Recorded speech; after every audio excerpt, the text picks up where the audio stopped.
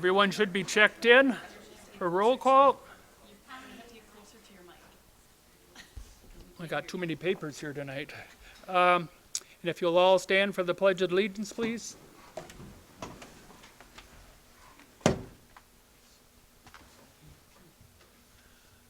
pledge allegiance to the flag of the United States of America and to the republic for which it stands, one nation, under God, indivisible, with liberty and justice for all. Supervisor Powers. For the invocation, on behalf of a grateful county, I'd like us to thank members who will not be returning after the spring election. We thank you for your years of dedicated service. I also want to hold up in good thoughts our colleague Supervisor Ralph Harrison, who is not with us tonight and is going in for surgery tomorrow morning. Strengthen Ralph to do what he has to do and bear what he has to bear, that accepting the healing skill of surgeons and nurses, he may be restored to usefulness in this world with a thankful heart. Amen. Tonight we remember Supervisor Walt Albrecht, who passed away yesterday. Of your gracious charity, I'll be offering a Christian prayer for him before the invocation. Into your hands, O merciful Savior, we commend your servant Walter. Acknowledge, we humbly beseech you, a sheep of your own fold, a lamb of your own flock, a sinner of your own redeeming. Receive him into the arms of your mercy, into the blessed rest of everlasting peace, and into the glorious company of the saints in light. May his soul and the souls of all the departed through the mercy of God rest in peace. Amen. And finally, tonight's invocation. May there always be work for your hands to do. May your purse always hold a coin or two. May the sun always shine warm on your window pane. May a rainbow be certain to follow each rain. May the hand of a friend always be near you, and may life fill your heart with gladness to cheer you. May your thoughts be as glad as the shamrocks. May your heart be as light as a song. May each day bring you bright, happy hours that stay with you all year long. Amen.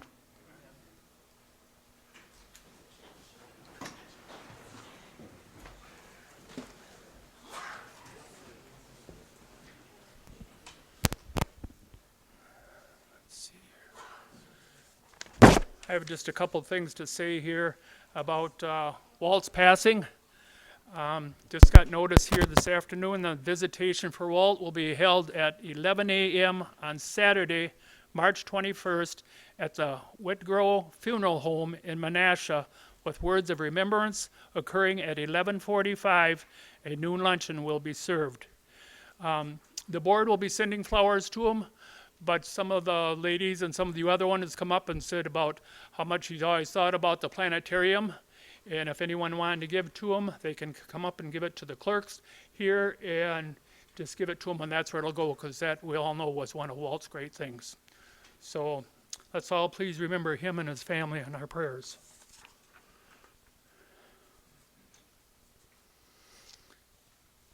Adoption of this evening's agenda. Vice Chairman Fari. Thank you, Mr. Chairman.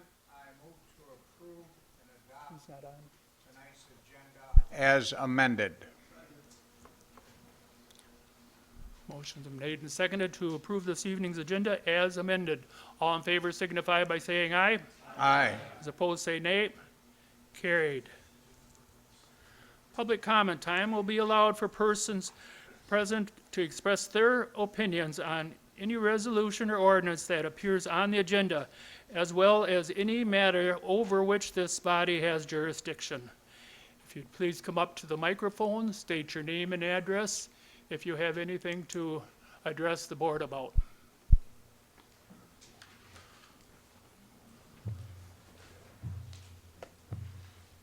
Oops, excuse me. Larry Last, 3827 Red Oak Court, town of Nakai. Good evening, ladies and gentlemen. I could talk to you for an hour on this hanger rate issue, but I only get 2 minutes, so I got to talk fast, so bear with me. To me, it's always been about the market study, the validity of it, the accuracy of it, and the use of it for the market reset. Over the past several months, many of you have voiced some reservations about this study, and only a few have strongly supported it, mainly the administration. The finance department contracted out for a market study to find, quote, what we could or could not charge, unquote. To them, they told them, quote, look at rents across the country to determine like airports and bring back ideas to help move forward the fees, unquote. These quotes are from the facilities meeting in February. And it is said that consultants are like scientists. They will agree 99.9% of the time with who's ever funding them. Yet the ordinance relies heavy on this market study. And here we are tonight using it for a market reset. This study was based on many airports from Chicago and the Detroit area. I would like to ask you this. How would your constituents feel if their property values were determined by using a study from some out-of-state consultant, and they use major metropolitan cities and suburbs for a tax reset? I don't think many would be in support. Do you? I feel a couple of supervisors here tonight may have a solution that would be fair to the tenants and the taxpayers. There are many doors that we need to knock on this airport issue. The EA does bring a lot of money into the area. No disagreement here. The state, the city of Oshkosh, the surrounding area benefit greatly. Yet the airport makes very little money while being a world-class host. How can the airport get some financial help from the beneficiaries of this great venue? Is it fair to require the airplane owners of Winnebago County to bear more of the cost of the airport for the 10 days a year it benefits the area by some $230 million in economic impact?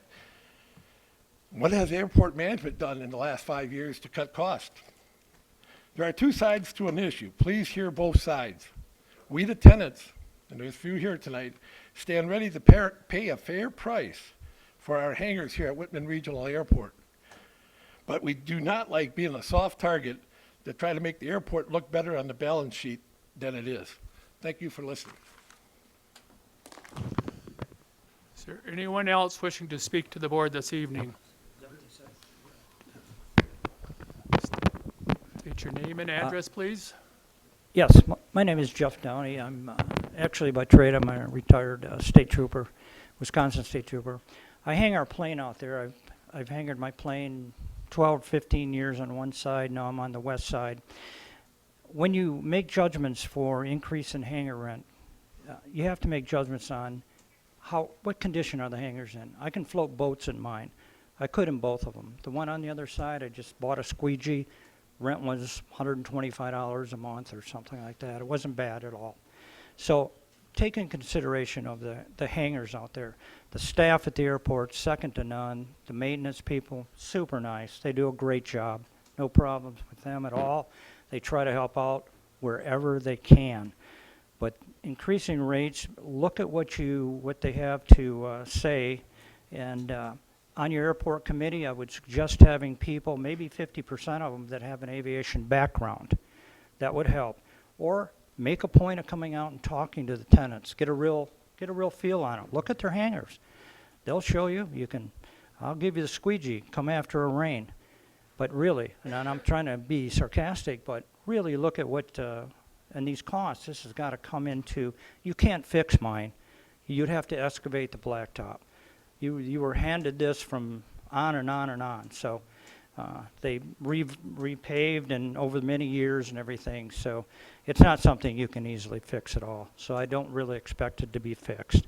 We can maybe do something to alter some of the water, the way it flows, but the condition of some of those hangars is tough. The hangar's fine, but you'd have to move it. So anyway, I appreciate your time greatly, and thank you for your time. And have a good evening, too.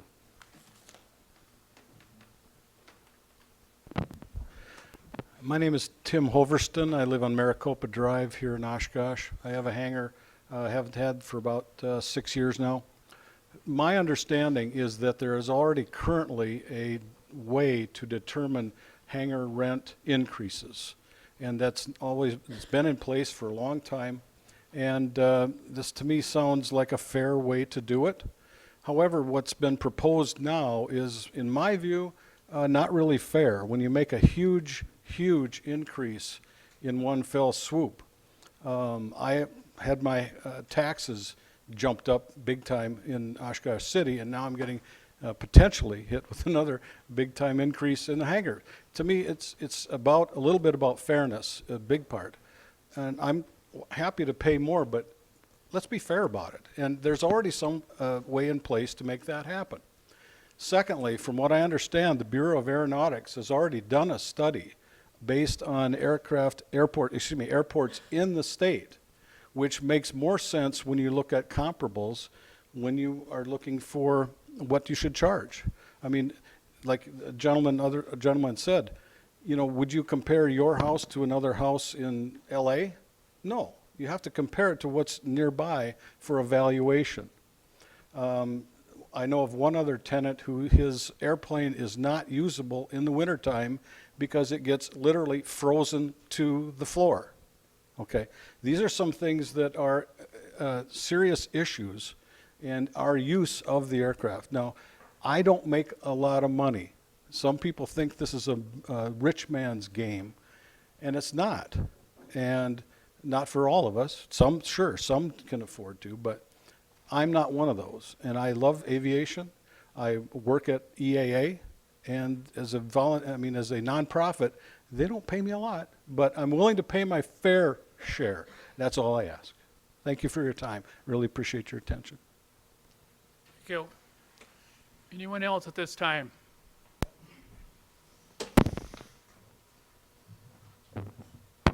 Yep, my name is Fred Stadler. I'm at 1742 Hunters Glen in Oshkosh, and I've been a hangar renter at Whitman Airport for a couple of decades. Obviously, I'm not interested in a large increase in the hangar, but really I'm here to talk to you about fairness and what's involved with that. Now, the study that you're looking at was made some sense. I mean, the finance department looked at the airport revenues, didn't match the airport expense, and so naturally it makes sense to see, well, what can we do to bridge that gap?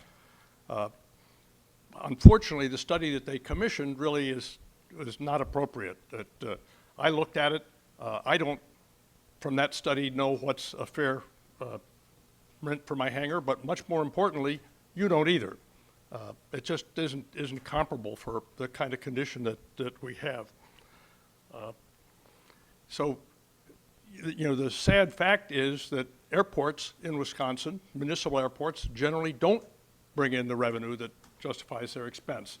But why is that? Why do we have those airports? Basically because the airports are amenities. They're important for a community. It's only used by a subset of the population, just like libraries, just like parks, just like boat launches. Only a subset of people use them, but everybody benefits. And in the case of Winnebago County Airport, we have a huge, unusual benefit for every resident in the county. That, of course, comes from the annual event in July. That's a staggering event, not just for restaurants, for gas stations, for hotels, but essentially for every resident.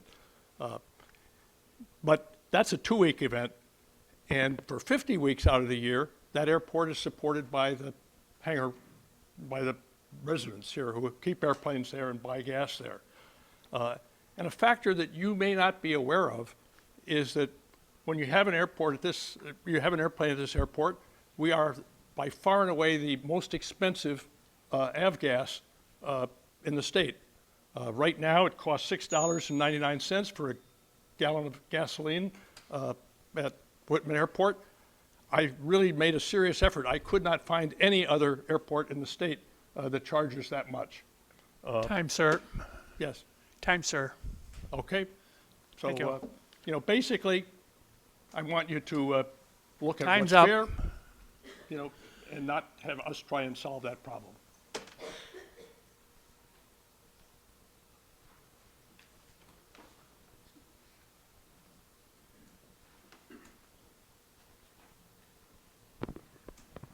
Good evening. My name is Jim Cunningham. I live at 1255 Pheasant Creek Drive here in Oshkosh. And I'm a retired librarian. I want to add that because, as Tim said, there's an impression out there that sometimes that anyone who owns an airplane is a very rich person. I'm not. I have a pension and a little income. I have a 51-year-old airplane. This is my third airport that I've been based out of, and I was really surprised to see the consultant study that came out with the results, as has already been discussed. I've been to the facilities committee meeting and airport committee meetings. Many or most of the people on those committees were surprised to find out that this study was flawed. Most agreed that it was. I don't think that's good policy. I don't think passing regulations based on flawed information is good government. This information, as Tim pointed out, there's better information available from the Department of Aeronautics. And I would encourage you to use that when making these decisions. And it won't cost you $23,000 like the consultant report did either. This airport, what is considered, people consider, I think, the challenges, having been at other airports, a lot of communities with airports would love to have the challenges and what many of you see as problems to have with their airports. There's a lot of potential for this airport if it's developed and treated correctly. All you have to do is do that, and a lot of these financial issues will disappear. There's a lot of opportunity here, and there's at least one hangar tenant business that is now considering moving on to another airport. Fix this, please. Thank you. Anyone else wishing to speak? Anyone else wishing to speak? Anyone on Zoom?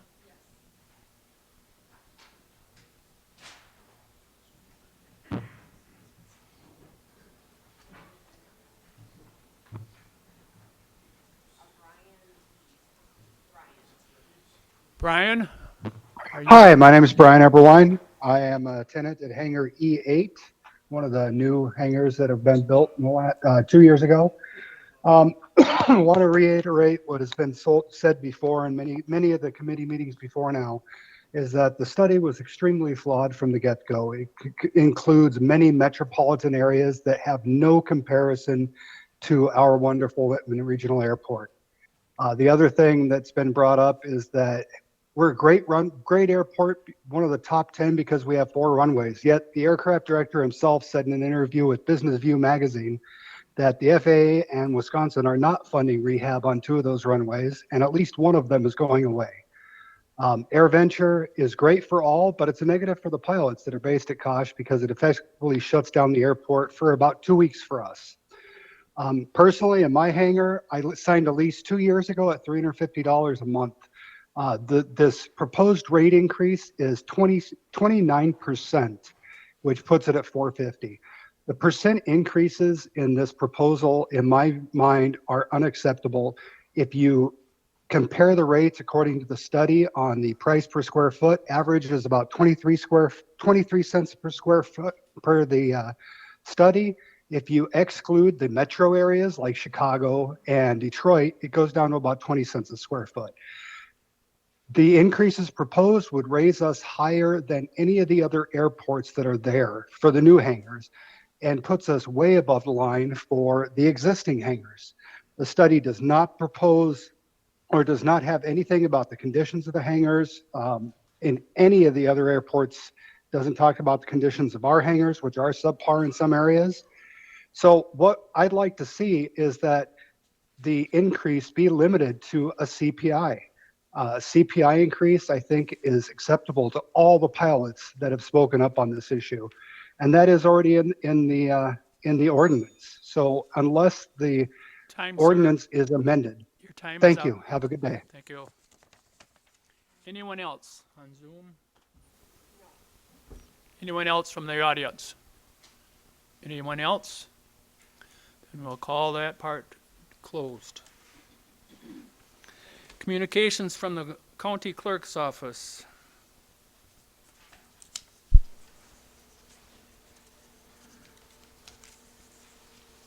Good evening, everyone. I guess I would just like to first put out a personal thanks from the county clerk's office for the highway department, the sheriff's department, and everybody else, Parkview, who had to work through this snowstorm. Thank you. And then on to business. We have resolutions from other counties. The These will all be referred to the Legislative Committee for Renewable Energy from Wood County and St. Croix County.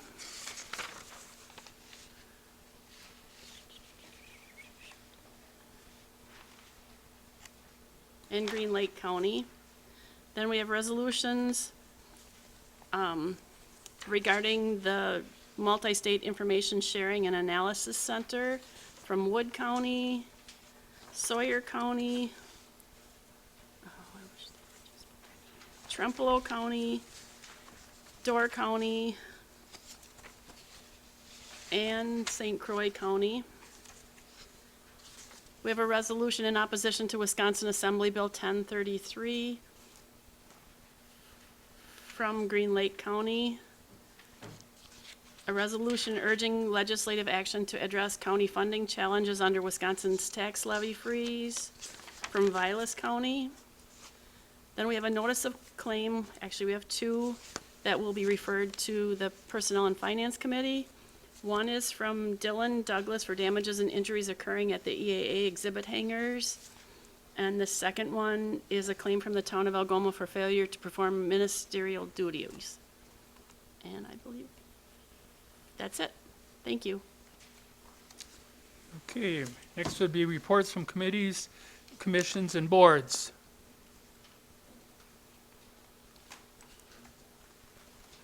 Supervisor Nussbaum. Thank you, Mr. Chairman. I just want to thank the highway crews for their hard work and their long hours, and I'm just thankful to be here tonight because I almost wasn't. And the neighbor lady was so happy she brought the snowplow drivers donuts. Vice Chairman Fari. Thank you, Mr. Chairman. I'd like to remind all the chairman of the various committees on this county board that we will be having a legislative committee on the 23rd of March at 8:30 a.m. Thank you.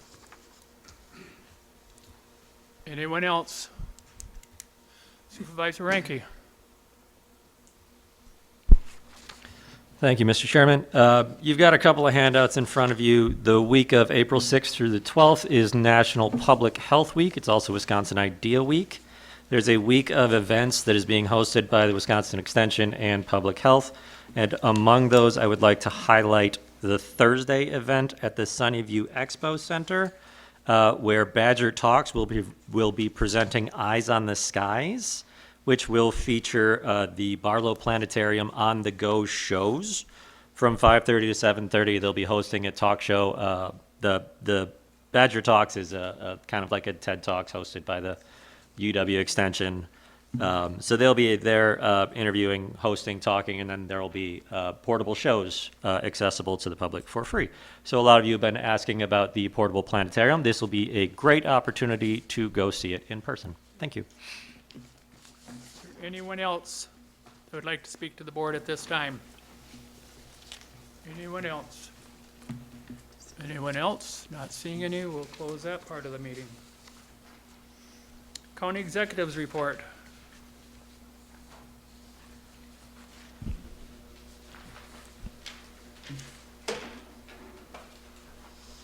Good evening. I too just wanted to start off briefly because I just was with Supervisor Ulbricht, saw him on Saturday night, and he was his normal self. You know, after the election, but before I was sworn in, Walt reached out, and I didn't know him, and demanded that I come to a meeting at the Barlow with the director and somebody with the Stargazers to about the importance of keeping the Barlow. You know, it was a project that meant a lot to him, that he led with his heart on. And I think, you know, all of us are motivated by different things, but I think, you know, Walt was someone who led with his heart.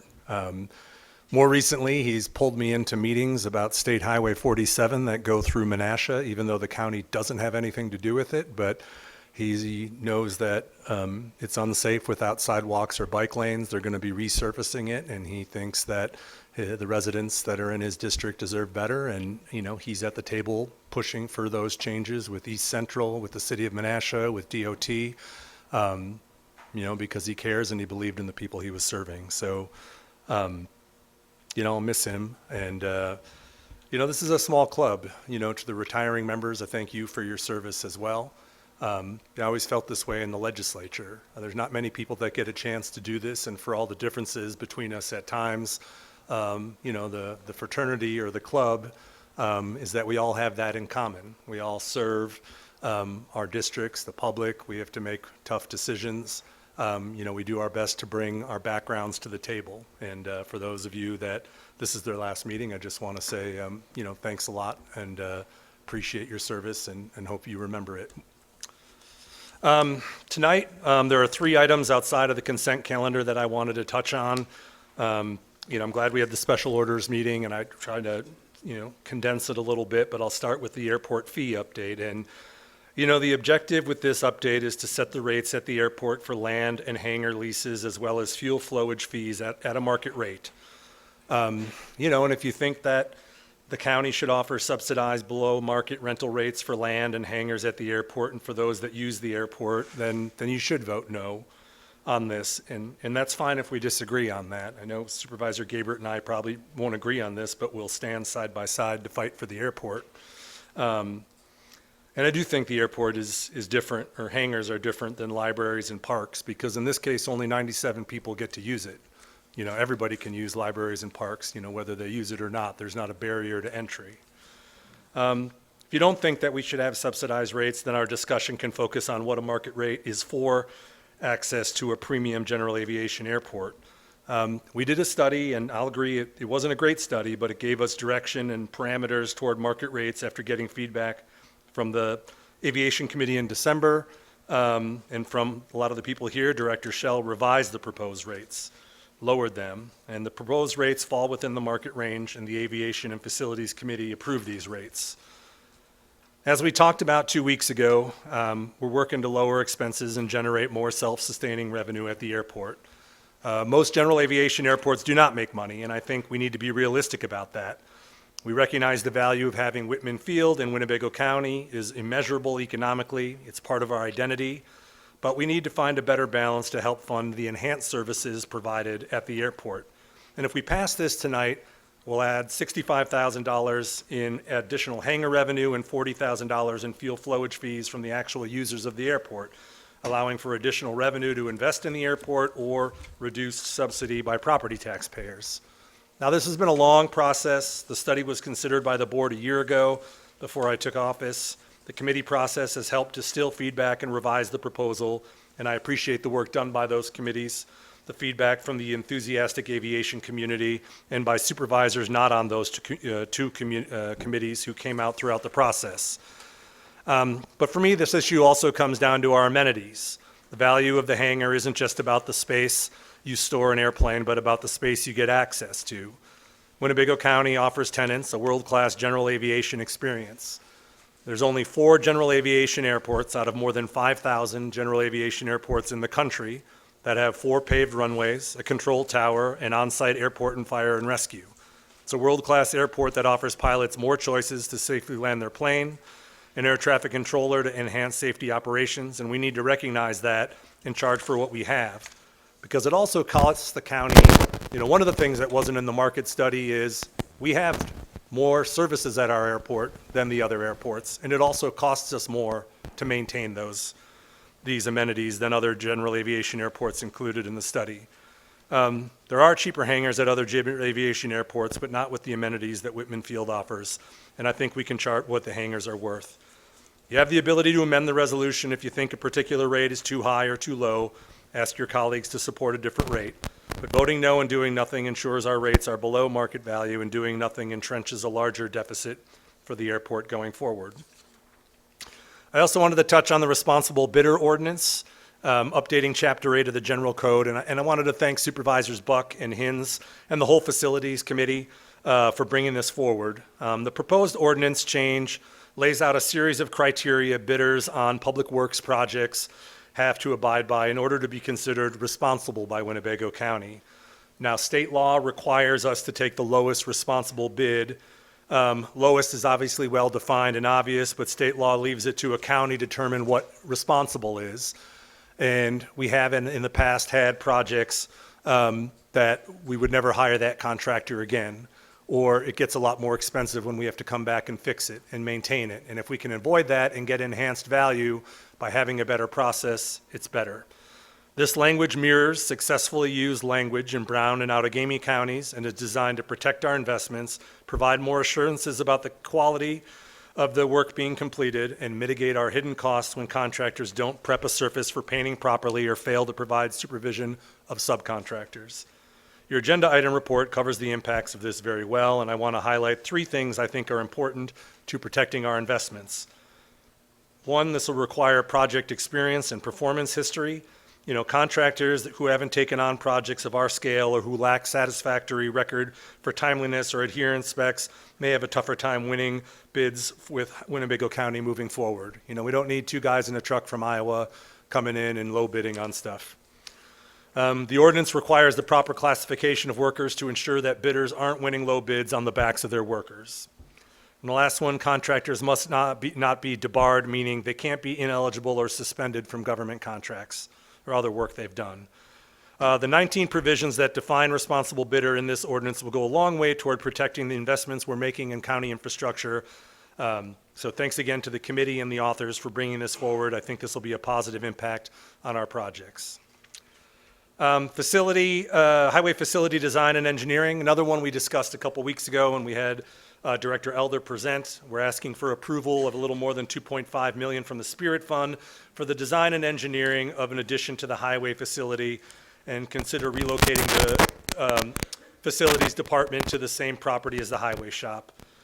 Now, we've done last few years, they've done a condition assessment and a master plan study. We've determined we have millions of dollars in deferred maintenance and buildings that really weren't suiting our long-term needs any longer. And the contractor proposed several plans to deal with our buildings. And I'd like us to be part of the county board that moves forward and doesn't kick the can down the line and moves towards a path of sustainable long-term solutions. There couldn't be a better time to be debating this, and I appreciate Supervisor Nussbaum recognizing our highway workers who've probably spent much of the last 72 hours or more, working to get our economy, our roads, safe and operational. You realize in times like these how important county government is. We talked at the general special orders meeting 2 weeks ago that our current facility negatively impacts operations. It was built for 2-axle trucks when we've got 3-axle trucks. We don't have a functioning car wash that can work effectively. The space for the staff who, Bob texted me last night and said they were going to work till 8 or 9, and then they were going to start up again at 1 or 2. We're going to take a 5-hour break after being out there for more than 24 hours. Some of them are probably taking downtime or getting a sandwich or something in a space that was, built too small because they went in on the cheap because they didn't have the money to fully build it out. You heard about the lockers and the other things. I want our people to have operations that match the demands of the job. And so, that's me kind of going off as I thought more and more about the importance of these operations. And that's why this project, rose to the top when I was meeting with Director Elder about, well, if we're going to start and move forward with, facilities, what makes the most sense? Highway in all of the studies and assessments was going to be where highway is, meaning there's no decisions to make about where it should be relocated, what building it should be in. We're going to build it on site, adjacent and next to, building off of the existing highway building. 2, the building, unlike, if you have office building, it can go to another office building. It isn't necessarily about how it impacts performance. But highway's current building impacts operations. And again, as we saw, it could be a life or death experience if we can't open up the roads and get our people safe. So This is obvious need for the county. All of the master plan recommendations made the highway in the same spot. The other part of this was looking at relocating the facilities department. Currently, they're housed at Knapp and Osborne. You heard about this building being started construction in 1930s, but this is another one that we'll have more information, I think, on the distribution of staff from facilities, but, the building is as far from all of our county buildings as can be. About 60% of the buildings are on the north side of the county, and when you consider the Fox campus and human services in Neenah, it makes sense to consider this now, and I think when we get closer to the budget, we can make some decisions over, how we want to proceed. But there's operational efficiencies in our design and engineering work. We'd lay out the options for the board, including phased construction.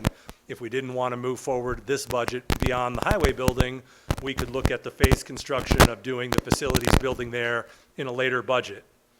The funding is from the Spirit funds. We discussed this at length and determined that it should go for a project-by-project basis. It's a good use of one-time money for a one-time project.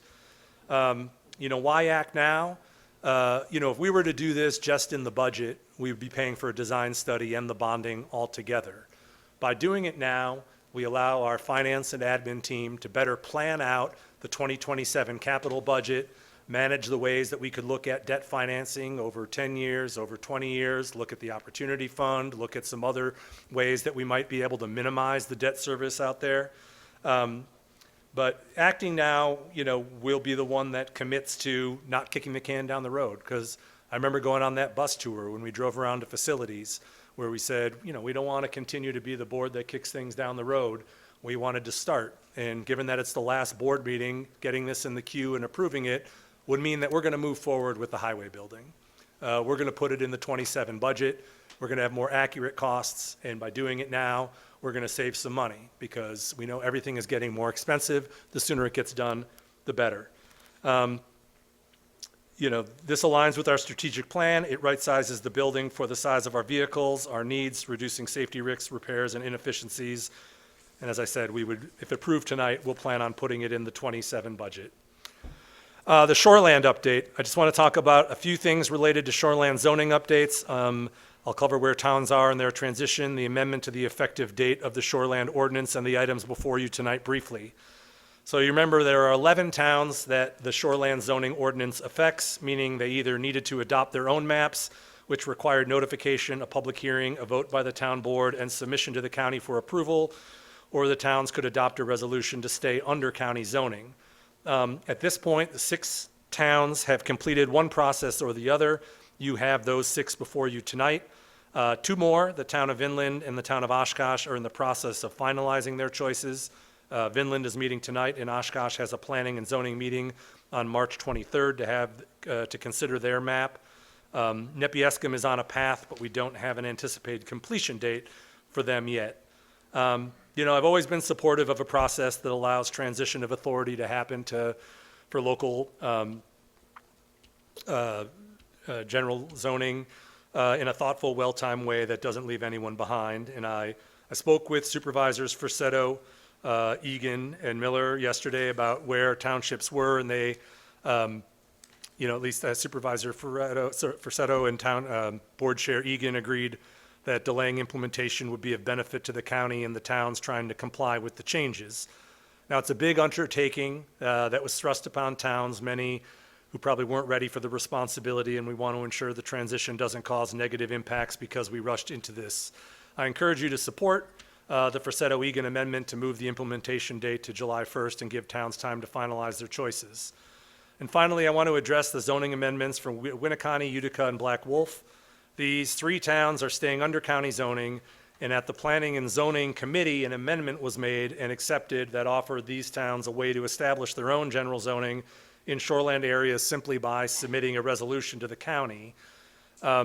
Unfortunately, this is out of line with state statute and not something the county will stand by.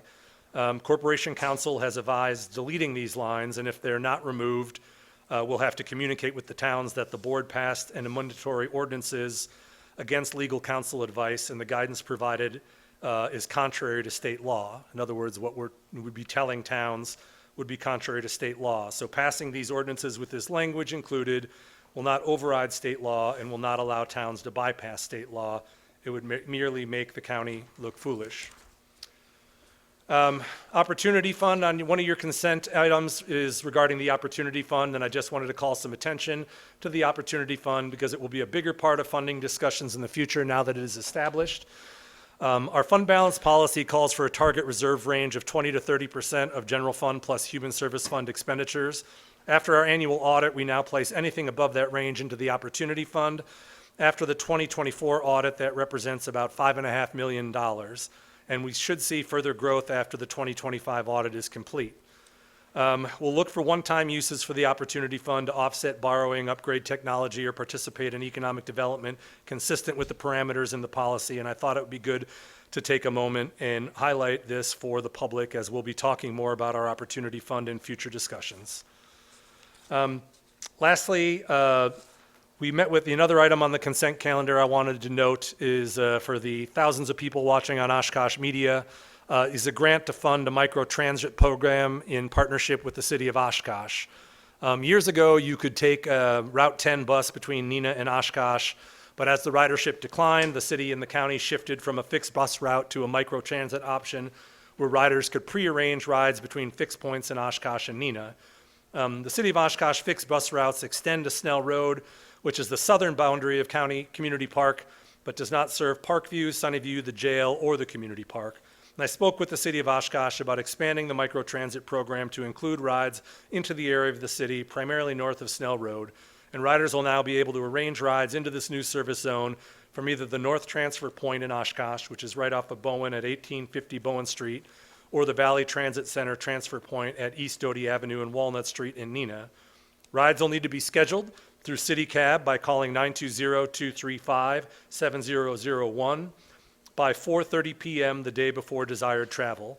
Service is available Monday through Saturday. Riders will pay $3 for rides within Oshkosh and $5 for intercity transit. The item agenda tonight is to authorize applying for a grant to offset some of the cost of this program. But I wanted to use this as an opportunity to let you all know about this expanded service and share with the legions of local government people there in TV land. And with that, that was my report. Your appointments, please, unless there's any questions. Supervisor Powers. Thank you, Mr. Chairman. Mr. Executive, will a bus by phone calling pre-arrangement, will it go to the prison? Because that was one of the things, prisoners used to take the bus back into town after they were released. Will it pick up at the prison? I think you will have to schedule it the same way, correct? You'll have to schedule it a day ahead of time. One of the things that we're still trying to work out is a way that the sheriff's department can arrange rides or utilize this for people who are getting out of jail and may not always know precisely when they may go to court and come back with a bond or something that they're able to get out, but they may not know that 24 hours ahead of time. So we're still working that out. Okay. And hopeful that we'll be able to get some. Because Sheriff Motz was completely thrown when he was releasing prisoners, and they're standing out there waiting for the bus that used to come, and his office was never notified the bus service was ending. It would no longer get as far as the prison. He should have been notified. Yeah, we can follow up next month with Okay. how that's come along. All right, thank you. Are there any other questions? Yes, sir.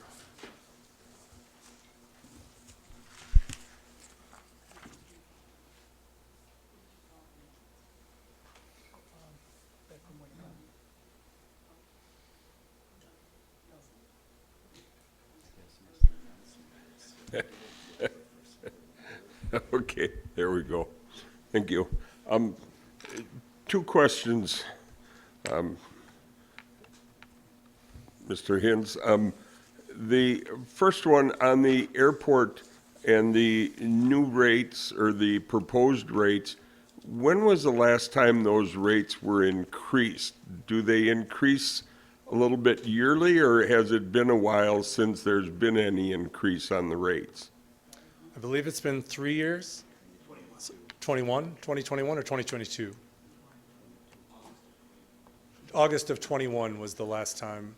Okay, so it has been 4 years, going on 5 years. Yeah, and Okay. again, one of the things is, I mean, traditionally, I think when they've done an increase, it's been a, CPI increase. This has never been a, there's never been sort of a market, study. Understand. And have one other question. Being chairman on the solid waste board, it's like, I certainly understand enlarging the facility, or the highway department there. It's there. I think additions are way cheaper than a whole new building. They certainly need it.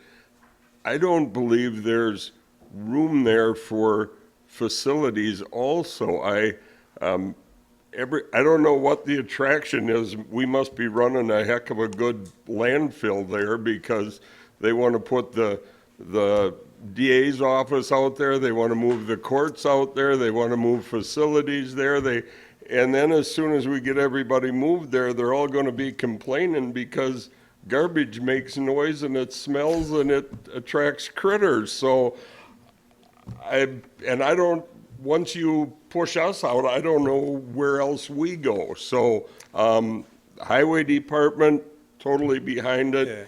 I think we need to look for a different location for facilities, is my opinion. I know one of the questions tonight, or one of the parts of discussion might be, well, where does this fit in? I look at this as sort of phase one of part one. We were all at that presentation last June. This is going to take 10 to 15 years probably, to figure out, not to figure out, but to line up, prioritize, and come up with ways to finance, things. They gave us kind of small, medium, and large options. My goal is, when we head into the budget, to sort of, when we do a 5-year capital plan, obviously look at what we can do in 27, starting with the highway building based off this study, but then, look at 28, 29, look at where our debt service is, what's manageable, and what we might be able to do, so that, when we head into the fall, we'll have a little bit more of a comprehensive direction in working with the facilities committee, that we can, get behind and say, this is sort of a phase one for what we'd like to see. So, we're not just kind of grabbing one thing and saying this, but we do want to get started on what we think is the beginning of phase one of a facilities plan. Thank you. Supervisor Barrow. Thank you, Mr. Chairman. County Executive, I want to ask you about the airport. You had a slide that, as I reflect on what you said there, the airport, we've got 4 runways. We're unique in state. I think there are three facilities like that in the country. They have, that type of runway setup. We have fire protection on site, which is another unique aspect. Then we also have a nice lounge. And so as I thought about that, and then I thought about some of the comments made by the public earlier, generally sole proprietors with their own plane. Have we ever considered marketing to corporate clients?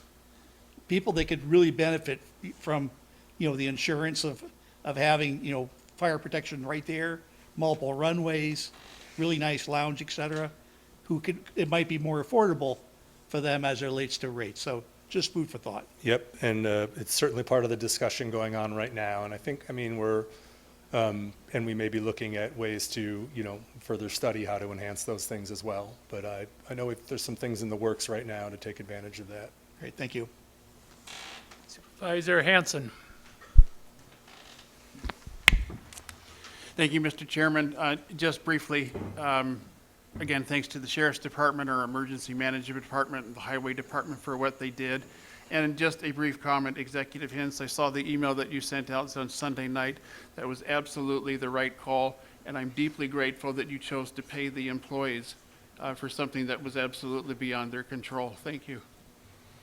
Thank you, and I just want to recognize, all the essential workers at, Parkview, the sheriff, dispatch, and highway, that made it in. But not having hundreds of people on the roads as well protected other people as well, so thank you. Supervisor Bender. I would just like to say, with that, I support both of those buildings, but you really have to be careful on that highway. That was built in a swamp. And where the weld shop is, there's 26 feet of stone there. That's how deep they had to go before they found some stable ground. So, like where you're thinking of putting that facilities building, I'm not so sure that that's going to take an awful lot of money to engineer that to be able to hold the building. Maybe it'd be better up where they got their culverts and storage for the snow fence. That was the high ground, but at that time, we couldn't get that from solid waste. They sold us that low piece of ground, and, all the money that basically was supposed to paint the inside of that building, we used on stone to make a base so we could build the building, and then the highway workers, when it was basically off time in the winter, we painted the inside of that building. So I'd really be careful when you start building around there, because that building is actually built in a swamp. Supervisor Patterson. Thank you, Mr. Chair. Mr. Executive, I guess I just have one question for you with regard to the highway. And I guess my concern is, does this expansion bring us to our needs at the moment?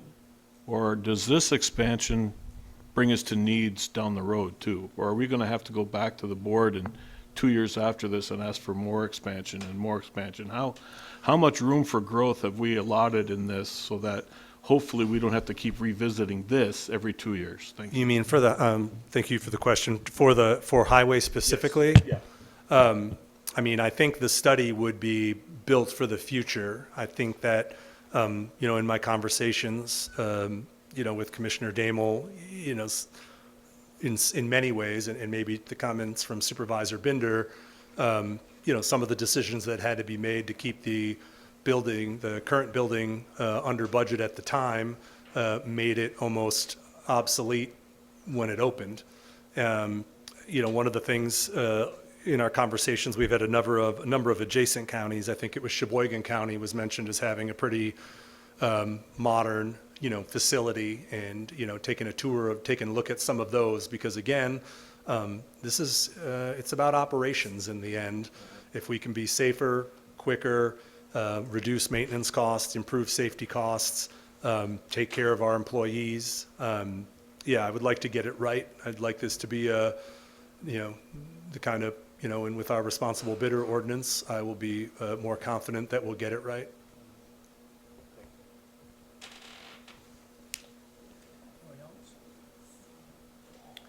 Okay, that's all that I see on that part, so your appointments. Got appointments. Thank you, Mr. Chair. I would like to appoint Bob Middlestad to the Alicia D. Smith Menasha Public Library Board of Trustees. Second. Motion made and seconded. All those in favor signify by saying aye. Aye. Opposed, say nay. Carried. Great, thank you. I'd like to reappoint Mike Easker of Neenah to the Solid Waste Management Board. Motion made and seconded. All those in favor signify by saying aye. Aye. Those opposed, say nay. Carried. Thank you. And I'd like to appoint Mike Bonertz of Menasha to the Winnebago County Housing Authority. Motion's been made and seconded. All those in favor signify by saying aye. Aye. Those opposed, say nay. Carried. Thank you. Thank you. Okay. Excuse county board members. Well, of course, we all know about Walt, so all I can say about him, he didn't call, so we'll just keep him and his family in our prayers. The other one that we are Supervisor Harrison. He's going in for hip surgery tomorrow, so he couldn't be here tonight. And also his cancer's come back. And so I believe he said that he was starting chemo, but it's up around his heart and that. And so keep him in your prayers. So let's see.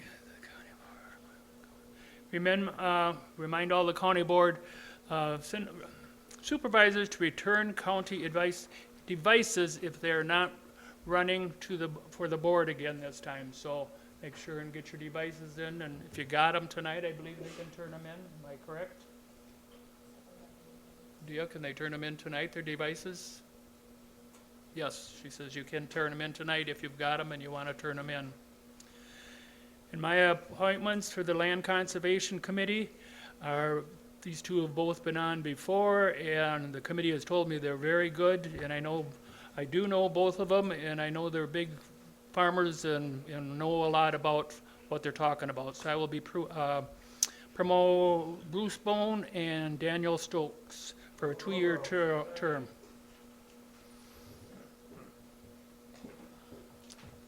That'd be April 18th, 2028.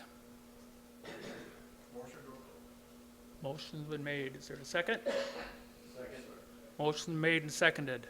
All those in favor signify by saying aye. Aye. Those opposed say nay. Carried. Honoring retiring county employees.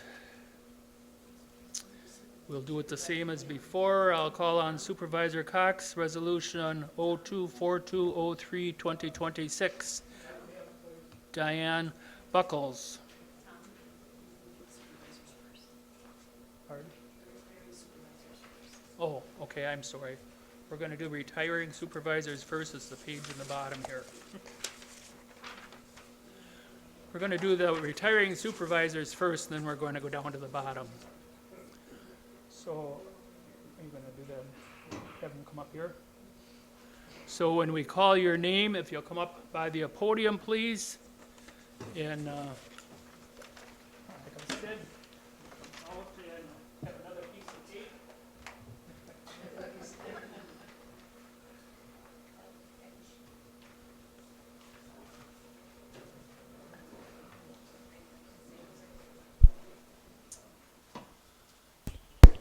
The first one we're going to be thanking and honoring is Stephanie Ann Holt.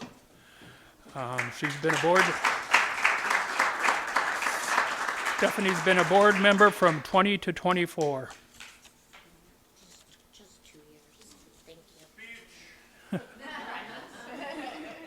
Next will be Don Nussbaum. He's board member in District 9, and he's been from 2019 through 2026.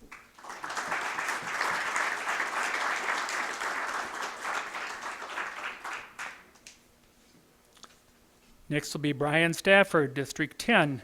Brian has been a supervisor from 2021 through 2026. Congratulations. Next is Supervisor Thomas Swan, District 14. He was a supervisor from 2022 to 2026.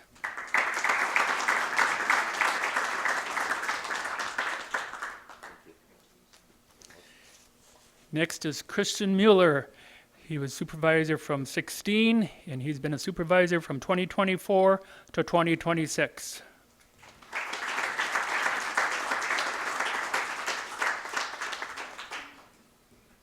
Congratulations. Next is Joshua Belville. He represents District 19, and he was a supervisor from 2022 through 2026. Congratulations. And next is Douglas Selmer, representing District 22 from 20 to 26.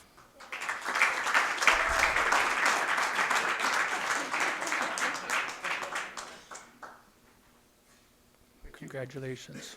Thank you. And next up is our Vice Chairman, Chuck Fari. He represents District 30, and he's been here from 2002 to 2026.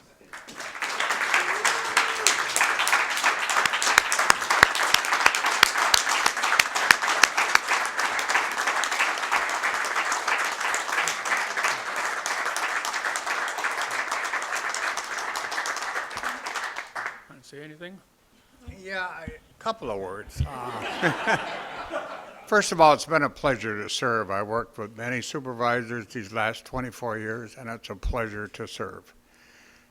It has been an honor to serve as your vice chair. I deeply thank you for doing that, and it has been an honor to myself. Thank you.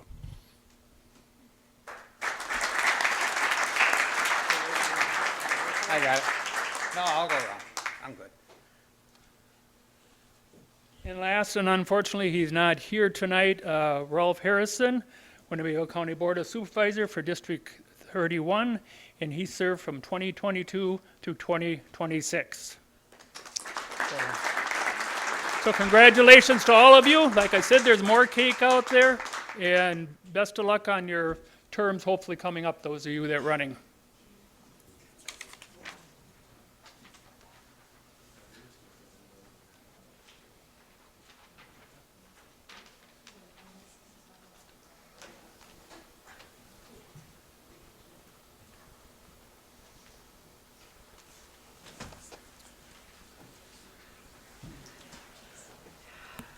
Now we'll do our accommodations to our employees. Supervisor Cox, Resolution 024203-2026. Diane Buckles.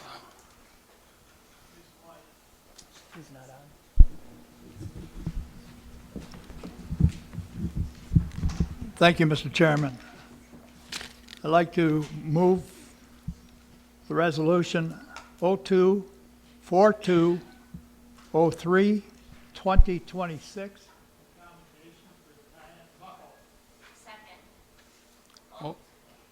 Okay, motion is made and seconded. Next, Resolution 2. Resolution 024303-2026. Supervisor Cox.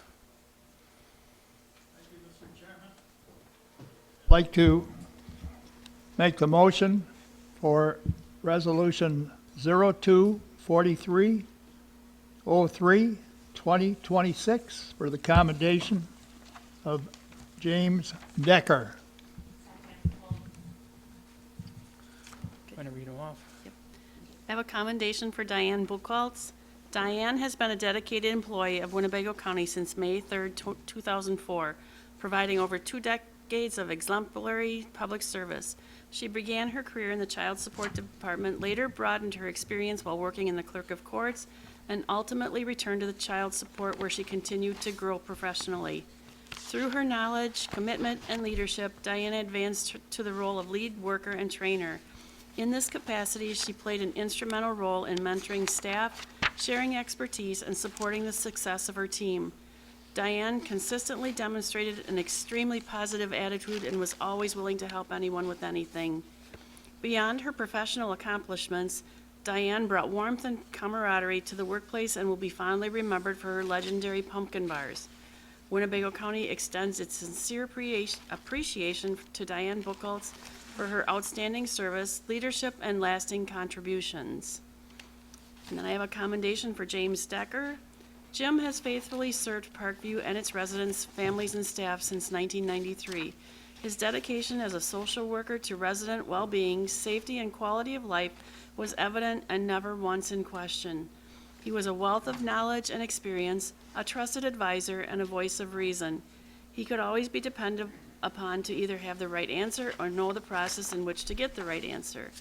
The incredible rapport he built with the residents and their families was based on trust, kindness, and his trademark sense of humor. He also truly cared for his coworkers and was always ready to educate, support, and encourage those in need. Those of us fortunate enough to have worked with him have forever been made better by his presence, and we wish him a long, happy, and healthy retirement. There's been a motion made and seconded to recognize Diane Buckles and James Decker. All those in favor signify by saying aye. Aye. Those opposed say nay. Carried.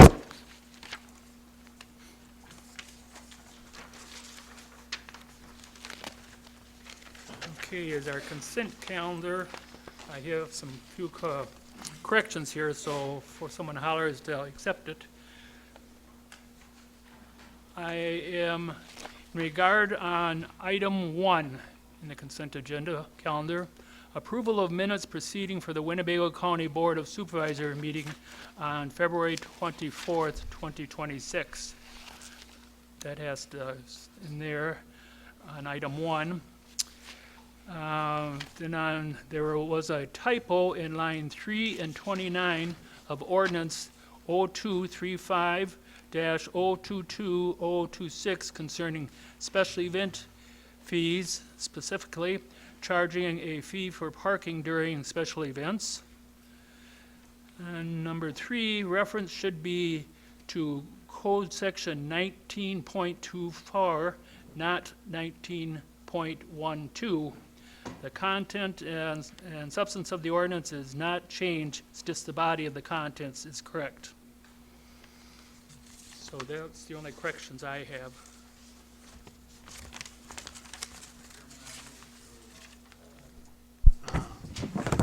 Resolution 249, identified as item number 10 from the consent agenda. Number 10, you said? Yes, sir. Number 10 has been pulled. Supervisor Nussbaum. Pull 15. Am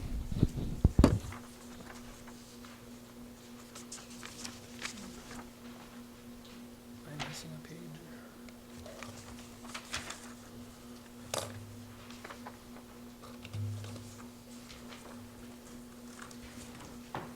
Number 15 has been pulled. Any others? Any others?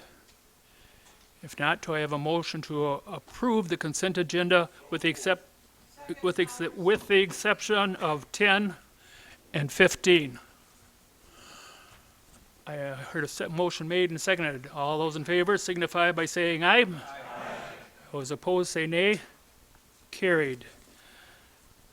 All right, Vice Chairman Farre, Resolution 0249-03, 2026, fund balance. Thank you, Mr. Chairman. If you want me to, I really don't want to bring this into. For approval, I'd like to have comment and discussion and maybe an amendment. How do you want to handle that, sir? You brought it in, so however you want to do it. Okay, if I might, then let me give you some background, if I might, and then I will, first we need to get the amendment on the floor, I believe, correct? Make a motion. Yes, as the main motion, Motion's yeah. been made and seconded to have it on the floor. All Okay. those in favor signify by saying aye. Aye. Opposed say nay. Carried. Thank you, Mr. Chairman. I want to give you a little background first. And what we're talking about is unassigned fund balance. This is a pot of money that accumulates annually, and it can accumulate over year after year after year and build. That is extra money from each department in the county that is not spent primarily. For many years, the board had total authority of this unassigned fund balance, and we would use it multiple times during the budget process. As individual supervisors, we would bring something forward, and if it was approved by the board, it would come from the fund balance. Harvey Ringsdorf used to sit right where Andy Buck sits actually right now. The executive would remove funding for the sheriff's department, and every budget time Harvey would add it back in using the unassigned fund balance. Fast forward, there was issues about keeping enough of that in the pot for the administration if they needed it, and that was your 16 to 18%. In the last year or two, that has been increased to 30%. We understand that basically covers the structural deficit. Then we come up with the opportunity fund concept, and at that point it was suggested it would be 50% of the remaining balance after the 30%. This document that I have before me is very, very concerning. This reads 100% of the money after the 30% would be put into the opportunity fund. The only way to access that money is through Personnel and Finance Committee, then board approval. What right and option have you given up if you pass this? You will no longer have the option during the budget to say, look, my department needs a piece of machinery. It's not in the budget, but I'm bringing forward to add it to the budget using the unassigned fund balance to pay for that piece of machinery. Do not give that right up. I urge you, this is bad policy.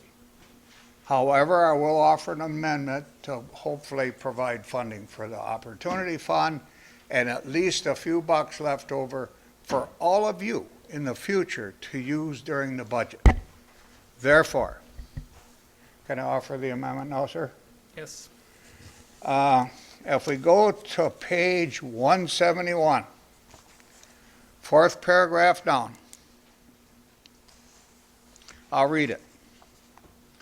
Establish and replenish an opportunity fund which will be a committed fund type. So no, it's no longer unassigned. At 100% of the excess above 30%. That 100%, in my opinion, is too much. I agree if you want to do your opportunity fund, fund it, but only at 80%. Leave the other 20% for your option as supervisors in the future to utilize. Therefore, I offer the amendments to change that wording from 100% to 80%. Who seconded it?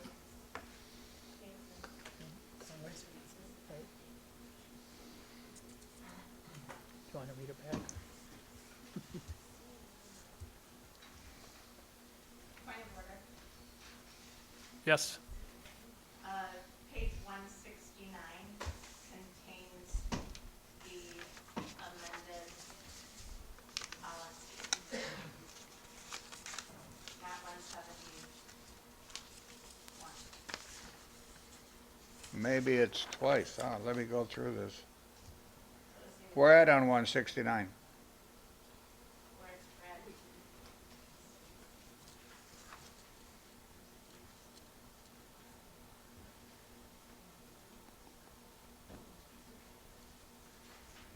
I don't see reference to 100%. Right, that's what I'm saying, it doesn't exist in the revisions we put forth. So you're not offering an amendment to the revisions that we're asking for approval on. Where is those revisions found? Page 160.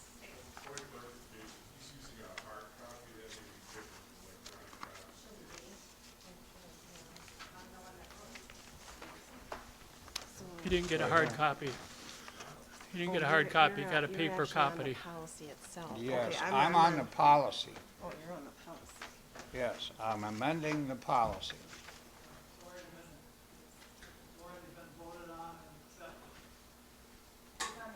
The policy? Just hold on now, we've got, Mary Ann, are you hearing what's going on? We got umpteen people talking on here. So, one person at a time. Right. Who has the floor? Right. Chuck is talking, Supervisor Holt has a question now on it. Yeah, I made a point of order. Right. That we have put forth and approved in our committee a document that is changed from what you are describing. And it does not exist, that 100% does not exist in the language of what we brought forth to the board. If that's the case, then I'm refer back to the committee, because I don't have a document defining the document you're referring to. Where is that? We're voting on this tonight. 169. 169 in the policy statement.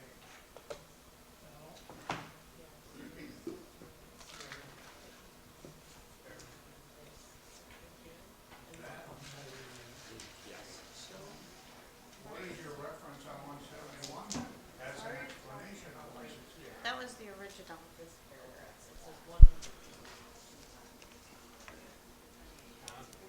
You don't define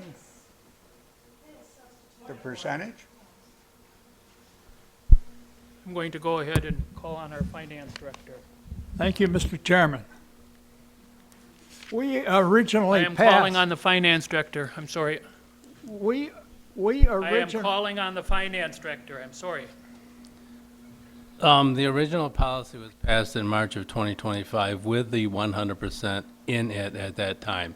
The only amendment before you is the redefinition of the Opportunity Fund for better clarification of how the Opportunity Fund can be used. That is what the resolution is looking to change.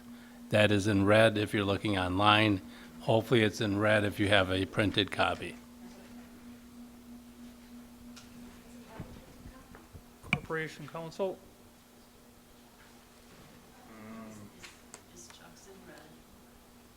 It's Chuck's in red, that's what they're asking. Yes, I have that read, yes. Yes.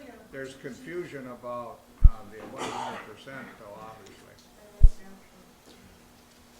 So the only thing that was added is the text in red.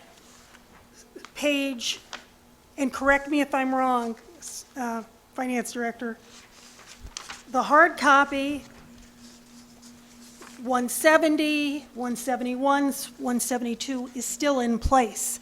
What was changed was the red text. That was added.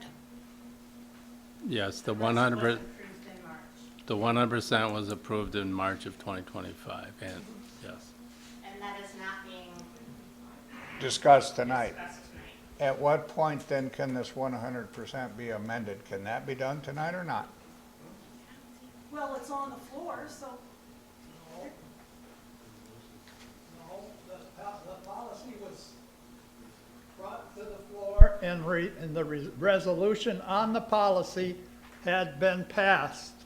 We are now working with that which is in red.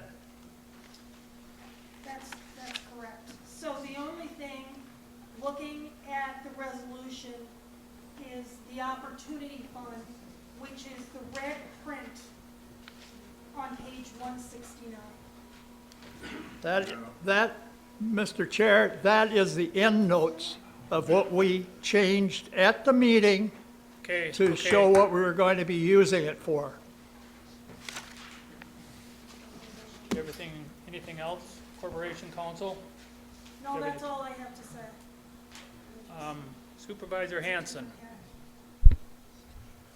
Yeah, I guess I just need clarification to understand, and I'm going to have to go back and look and see how I voted in March of '25. Because what I'm concerned about is several budgets ago, the previous executive cut the Internet for Crimes Against Children position and the MEG unit position. And it was that fund that I used to bring them back. There was absolutely no way I was going to allow those two positions to go away. That was looking for, at that time, the Facebook pills and fentanyl and child porn. So now I'm concerned about what's coming forward right now and what's being relinquished from the board. Thank you. Supervisor Hulber.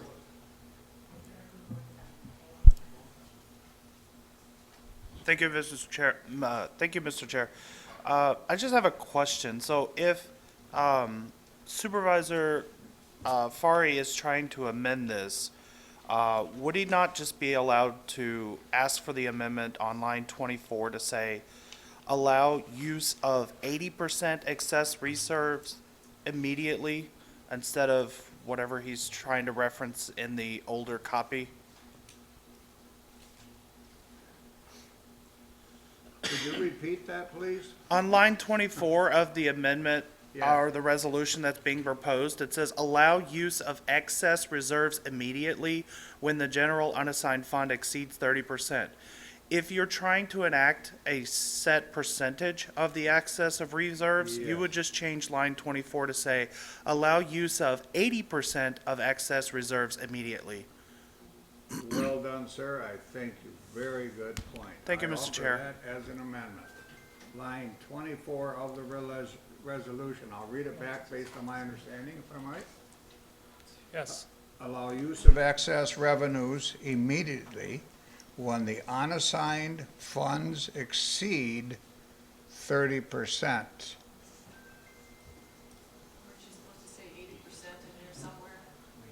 Yes, now how do we want to put that in there so it's correct? What's your suggestion, sir? The reading for what you're proposing would Yes. say, allow use of 80% of excess reserves immediately when the general unassigned funds exceed 30%. Yeah, 80% after the word excess, right? No, before. Allow use 80% of of excess, 80% of. Well done, sir. Thank you very much. That is my amendment.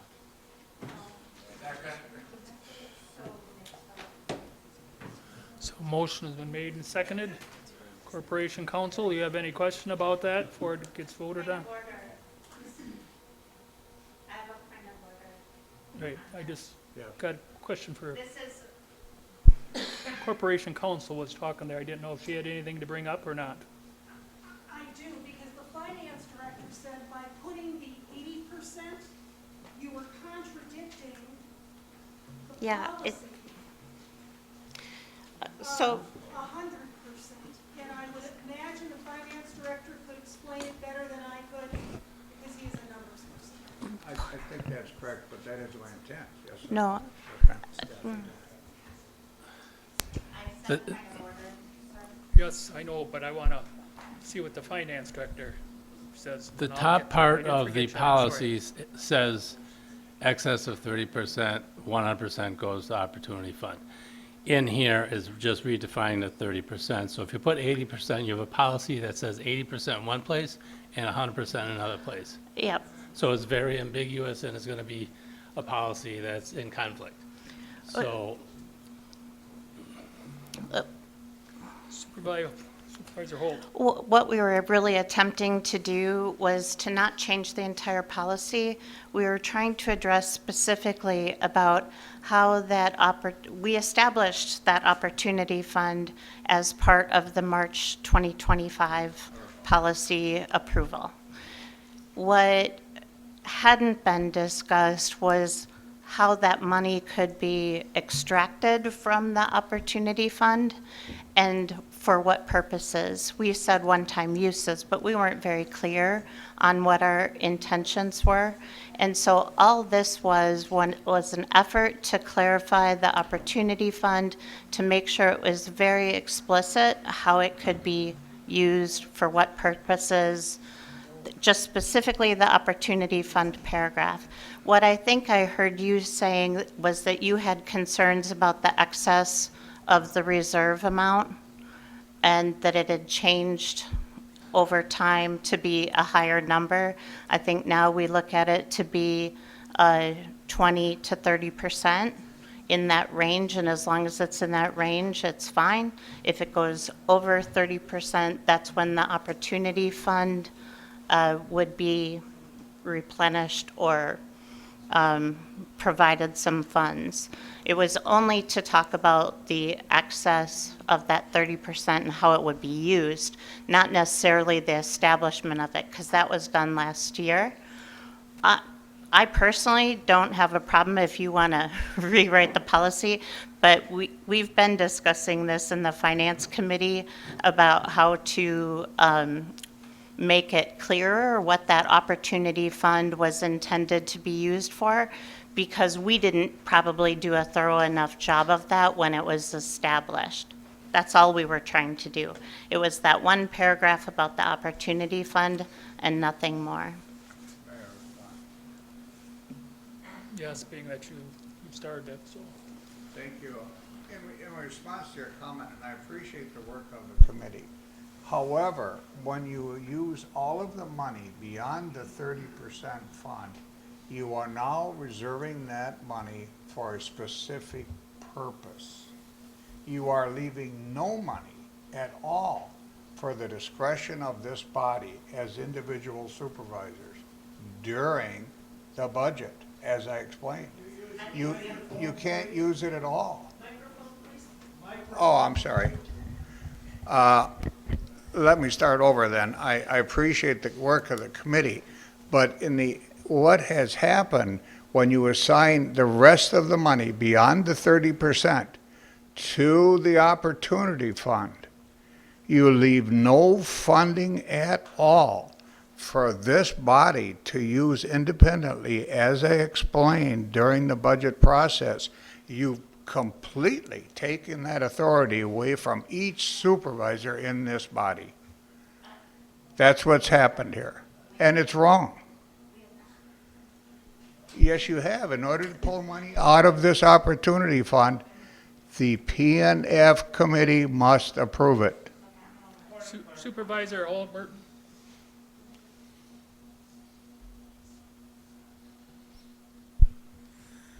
Point of clarification. So the ordinance what we're talking about has already been approved.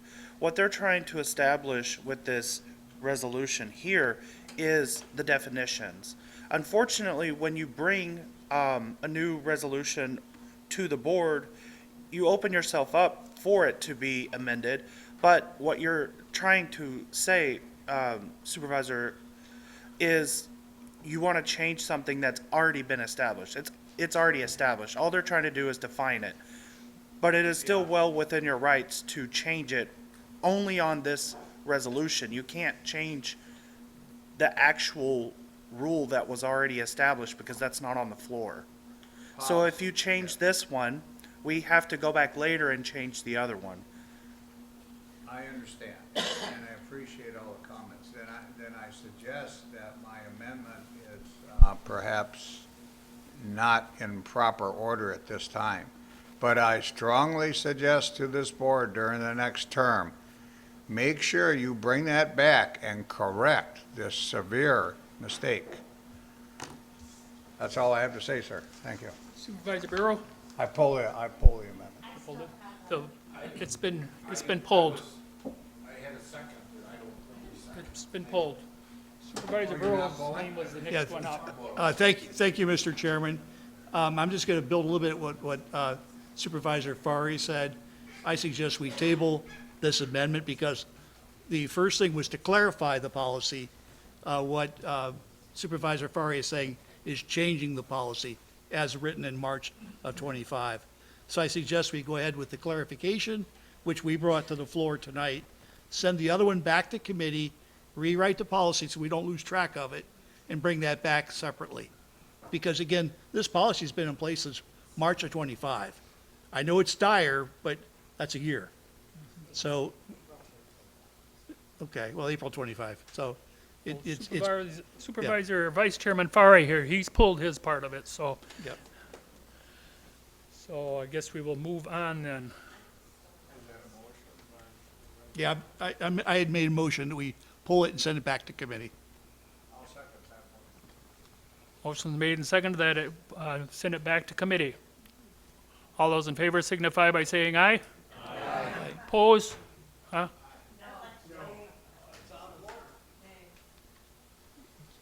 You'll have to table it, yep. I'm not pulling the You can still go back to committee. clarification. I'm not pulling Right. what we brought to the floor tonight, which is a clarification. I'm suggesting we pull the change of policy that Chairman Fari is talking about, which was not addressed in their clarification. That's a separate issue. We deal with that by pulling it, take it back to committee. Okay. Okay, resolution number 025403, 2026, approve of budget amendment request from number 523, what? What? So, can we have clarification? So, are you saying you want the policy sent back to personnel and finance, but in terms of the opportunity fund definition, you are leaving that alone? Let's leave that alone. We can bring it to a vote. Correct. So then we should vote on the red text. Correct. Yeah, so vote on the resolution as is worded. Okay, so we're voting on the resolution as it's worded. It should be red. Anything that's in red or whatever, it should, that's be part of it. Supervisor Hancock Cook. I'm yielding my time to Supervisor Holt. Pardon? I'm yielding my time to Supervisor Holt. Oh, okay. I just want to make sure that we're clear that that 100% is above the 30% that Mr. Bureau is talking about. And we have a range of 20 to 30% that we as supervisors have not relinquished our opportunity to use that money as a reserve fund balance. if it's in that 20 to 30% range, we have that opportunity still to make choices about how we want to use that money. And that was my objection to that conversation that was starting to go awry from what we were trying to bring forward to you all tonight, which was the Opportunity Fund specifically. Supervisor Bureau, second time? Oh, don't want to say anything. Supervisor Hanson. Thank you. I think Supervisor Holt may have answered that, but I would like backup from the finance director. Before I cast my vote, I want to make certain that I'm understanding that currently, if this goes forward as in front of us right now, the board still has the ability to use the undesignated fund at budget without having to go through P&F. Is that correct? Yes, that's correct. There's about 42 million in unassigned general fund right now. Everyone got it straight? Supervisor Swan. Thank you, Mr. Chairman. How much is the amount typically in dollars that we have between the 20 and 30% available to us as a board annually? Right now, the balance as of the end of '24 was 42 million. So that's between the 20 and 30? That's the 30%. 20% would be, 24 million. So we have, I mean, you have. we have $20 million, 20, 42 million at your discretion. well, no, we have the difference between 20 and 42. No, that's the policy. The policy says you have to be within 20 and 30%. Yeah. 30% goes to opportunity fund. If it's over that, if it's under that, we have to figure out ways of getting it back above that 20%. But you have the full 30% as your unassigned general fund. 42 million. 42 million.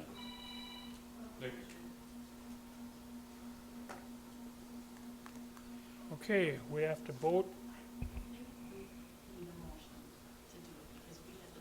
Okay. Okay, so we need a new motion to go ahead and, To approve this Opportunity Fund as drafted. you're making that motion? Okay, we have a motion. Is there a second? Second. Seconded. Motion's been made and seconded. All those in favor signify by saying aye. Aye. Opposed, say nay. Hey, We have one nay. Okay, we'll go into ordinances now. Ordinance number 0258 dash, I think 15 was pulled. oh, I'm sorry, I had it right here too. Supervisor Nussbaum.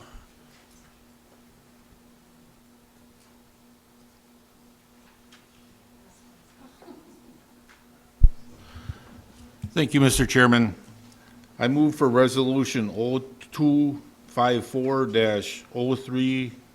0254-032026 Second. with the amendment.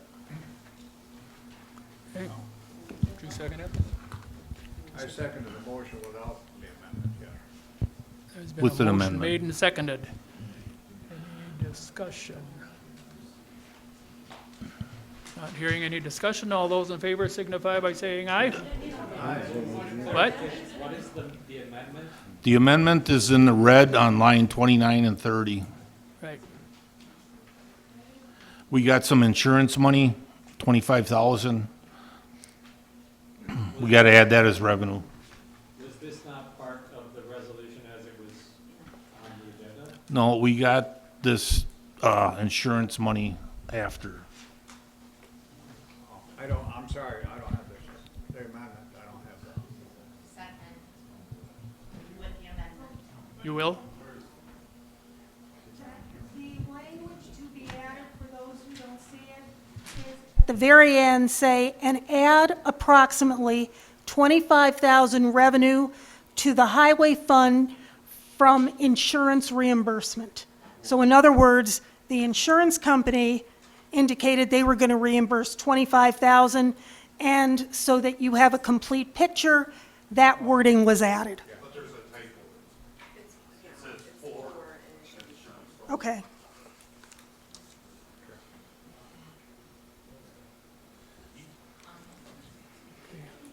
Seconded? Okay. Motion has been made and seconded. Any discussion? Any discussion? Any discussion? Bless you. Not hearing any. All those in favor signify by saying aye. Aye. Opposed, say nay. Carried. Now, ordinance number 0258-03, 2026. Motion to amend ordinance number 0206, 11, 2025, adoption of Chapter 25 Winnebago County Shoreland Zoning Ordinance by modifying the effective date of the ordinance July 1st, 2026. Supervisor Frisetto. Thank you, Mr. Chairman. I would move that we would pass resolution number 0258-032026. Motion made and seconded. So, can I make a few comments, please? Yes, I'm just looking up there, see if anybody else is going to question. Yes, sir. Go ahead. All right, thank you. You're probably all a little sick and tired of the shoreland zoning as we've been going back and forth on this. But I would like to point out that when County Executive Hintz gave his report and chatted about the meeting that we had yesterday with a number of folks, and I was there with two hats on, Black Wolf as well as the county on the Planning and Zoning Committee. It became apparent that there are still a number of lingering things that some of the other towns have to address. And as much as I would like to have that April 1st as a go-live date, I want to make sure that everybody has some breathing room to handle those little things that they need to take care of. So that's really the genesis of why I put my name behind this particular postponement. But in addition to that, I did call all of the town chairmen, both those that represent towns that are pulling out, those that are staying in, to get their feedback and to find out whether or not they would have any heartburn over this. And, you know, with the exception of one town chairman who's sitting down in the Dominican Republic at this point, everybody said yes, with the exception of one town chairman, that they don't have a problem with it. Black Wolf doesn't have a problem with it either, but you know, I don't want to represent myself here as the town chair of Black Wolf. I'm talking about all the other chairs as well. Now, there are some towns that do have an issue with the process by which we had to go through, and I understand that, and I totally get it. But I'll let Howard Miller talk about some of those, because he and I sit on the same committee. He's the chair of Planning and Zoning, but we have a difference of agreement. That's really all that this is.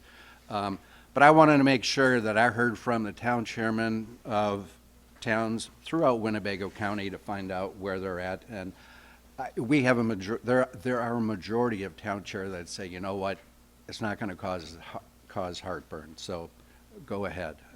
But thank you very much, Mr. Chairman. Thank you. Supervisor Millard? Thank you, Mr. Chairman. As Frank stated, I'm opposed to changing the implementation date for the new shoreland zoning ordinance. I hope you've all had the opportunity to read the legal opinion that was mailed out today. Attorney Lee Tironi has stated the facts much better than I could. The towns have been waiting long enough for this. The county has been illegitimately controlling general zoning in shoreland areas since at least 2020. The new shoreland zoning code was passed last October, and it needs to be implemented now. The administration has stated that there are 5 towns that have not provided proper documentation. However, the county has already approved town-wide general zoning authority for all these towns. They are Wolf River they approved it in May 17th, 1983, Resolution Number 11. Winchester, April 16th, 2013, Resolution 211-42013. Oshkosh, April 16th, 2013, Resolution Number 209-42013. Vinland, March 17th, 1981, Resolution 5. Nepuescum, November 18th, 1986, Resolution 9. I have the dates and resolution numbers for all the towns that have their own general zoning, if anyone is interested. All the towns in Winnebago County that have their own general zoning have had it in place for 13 to 46 years. Wisconsin statute 889.04 states that once an ordinance has been in place and published for 3 years, that is all the proof needed to legitimize the ordinance. In other words, if the county thought there was something lacking in these ordinances, they should have brought it up a long time ago. What the county is doing here is bordering on harassment and needs to end. The county does not have the authority to police, judge, and jury over these towns. Each of the towns has their own attorney and should follow their advice, not the county. Please do not pass this extension. It will only heighten the animosity between the towns and the county. Thank you. I suppose I better get up and say something.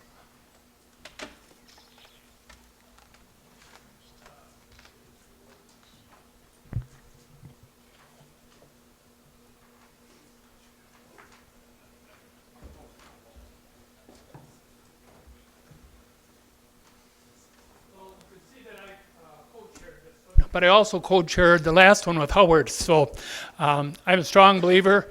If we had to get something done and we have to work with the county, I just want to get it done. However it's got to be, I want to get it done. And that's why I co-chaired this one. If we've got 3-4 townships out there, they need some help, and they can't afford a lawyer. We did all of ours before. We went through the shoreland. We got a lawyer and everything. And I'm not saying that's right or wrong. I know Howard says that, sure that he thinks it's right. But this time here, I guess you might as well say I'm on Frank's side, that if we got some out there that needs a little help, needs an extension, not the help. I'm not saying help. I don't think we should go out and give them a few $1,000s to get their own lawyer to get it done or whatever. But if they need a few months, why can't we just give a few months? If I remember right, Rachel went ahead before and brought up a motion. I think it was July at that time, and it got turned down. Am I not correct? So this was a starting date to begin with anyways. So let's just really think about it, and if we can help this handful of towns out or whatever it is. I'm definitely not talking against Howard because I worked with him before on it and we got it the way it should have been and we were all happy with it, but we still got that handful out there. So I'm just thinking as a county board chairman and a town board chairman, if we can get this done, get it over with, let's get it done. Thank you.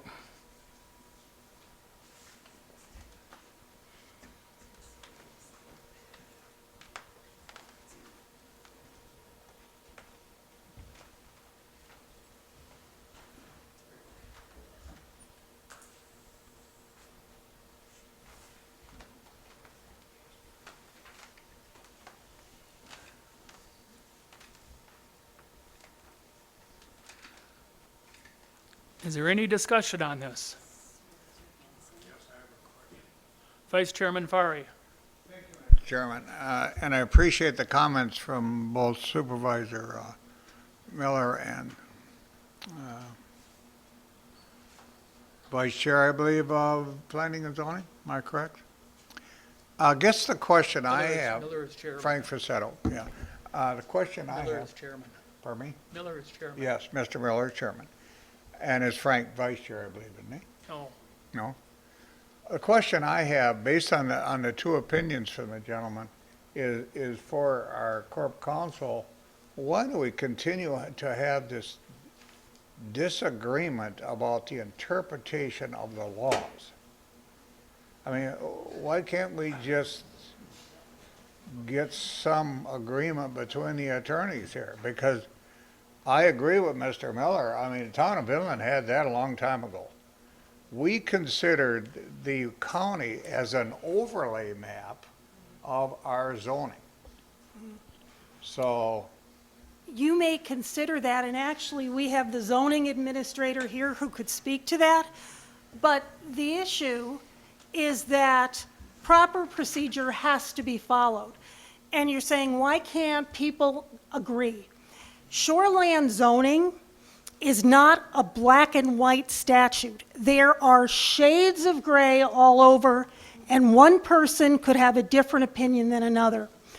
Back when this all came to you, as you may recall, or the council for the towns had indicated that using October, even April, was an aggressive timeline, and he suggested even the summer. Following up on that, after this board said we can move it from October to April 1st, the county immediately sent out letters to the towns affected and said, okay, if you want to take general zoning in shoreland areas, this is the process you need to follow. We wanted to give the towns sufficient time so they could get their ducks in a row. On the other hand, we also said if you decide to stay with county general zoning in shoreland areas, this is what you need to do. So now we are less than 2 weeks away, and there are a number of towns that still don't have the paperwork submitted. Chairman Egan, would you allow the zoning administrator to come up? Well, if he's going to add anything to it. Mr. Do you have Chairman, anything to add? Don't have anything. Vice Chairman Farah, you were wanting to ask for something? yes, I have a follow-up question. Sure. So I appreciate your comment. To me, the issue is the gray area. I got 10 attorneys, I got 10 opinions, we got a gray area, right? And I assume nobody wants to go to court, so a judge can make that decision. I will tell you, I mean, the county, as far as I'm concerned, looking at, because you're saying, why are there are these different Yeah. opinions? I will tell you, we are confident that if we go to court, that our interpretation will be upheld. I'm sure the other attorneys have the same confidence. However, perhaps the more pertinent question, and I've heard this from different town board chairmen as a county supervisor. If this is extended, does that do harm to the process that has been approved by the board for them to get out of county shoreline zoning? Are they going to be held whole in that ordinance? So this is the key. If towns want to get out of county zoning County shoreline, yes. in the shoreland areas, there is a process that has to be followed. It's not as if you could say, and this may come up later, submit a resolution to the county board saying you want to be removed from general zoning in shoreland areas. That is legally improper because you would be ignoring state statute. Doing this, extending it, I mean, if your board wants to extend it, so be it. If they don't, so be it. But I can tell you that based on the representations of your fellow supervisor, there are a number of towns that are not ready. And giving a few more months might help those towns. And I would add, it is concerning if one town perhaps takes the microphone away from other towns that really have not found a voice. That's all I will say. Does the intent of what is being proposed, does that diminish the intent of what action this body took during this term? Because you're going into a new term. You're extending it into a new term. Is there any damage or harm that can be placed upon the towns? Well, I do in not, this process. I do not see that happening. Okay, that's what, that is a matter of record. To me, I think that's very concerning to a lot of the towns also. So, But again, towns have to follow statutory process, which we will get to on the next items. Thank you. Supervisor Hanson. Thank you, Mr. Chairman. I did have an opportunity to go through some of the supporting documents that were sent from Dempsey Law and then a letter from the county executive. Here's where I'm concerned. It's not like we're talking about a disagreement in a lawsuit between Apple and Google. We're talking about our own residents here, and that's where I start to give pause. In a previous acceptance of some grant funds for the two positions that went to for the health department that went to the schools. I didn't object to the program in and of itself. I don't like the county going into the schools because now we're crossing against or possibly into a school board and a municipality. Same analogy here. It's not even like it's Winnebago County suing Outagamie County. If this goes to a lawsuit, and that's where I think it's headed, and I find the language of the county executive extremely problematic and concerning. Basically, them's fighting words. They're going to do it at their own peril. We're talking about our own residents and our own voters. I had a huge disagreement once with Executive Damel, and he just says, well, I'm working on behalf of the residents, not you. And I just said, please don't forget, I am a Winnebago resident, Mr. Damel. Same here. We're talking about our residents and the town. I'm going to be extremely angry if county resources through the Office of Corporation Counsel ends up in a lawsuit against one of our own towns. I can't get behind this.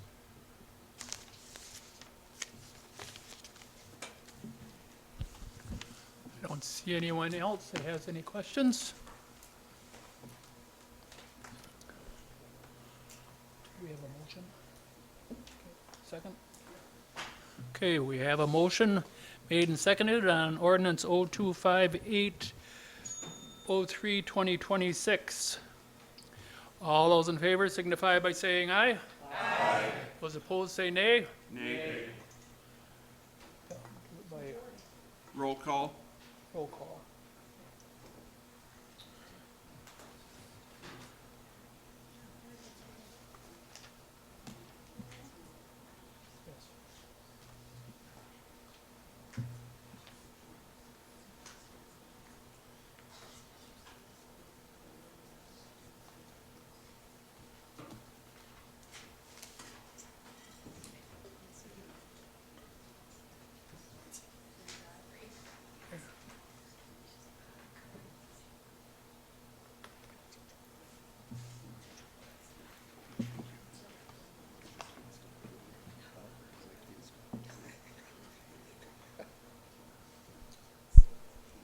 Supervisor Patterson?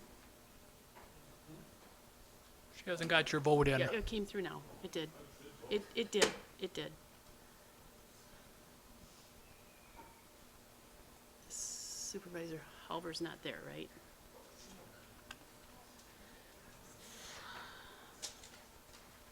Supervisor Cox? Supervisor Cox, yes or no?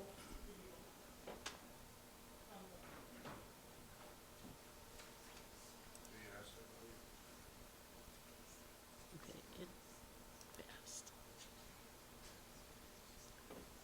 That passes 26-7.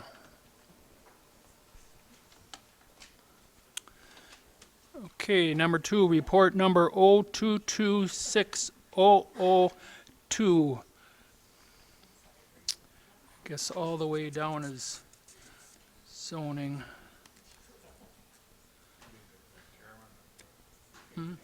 What? P and Z. Can't even think who it is right now. Supervisor Miller. Howard Miller. Thank you, Mr. Chairman. I move for approval of the report 02260002.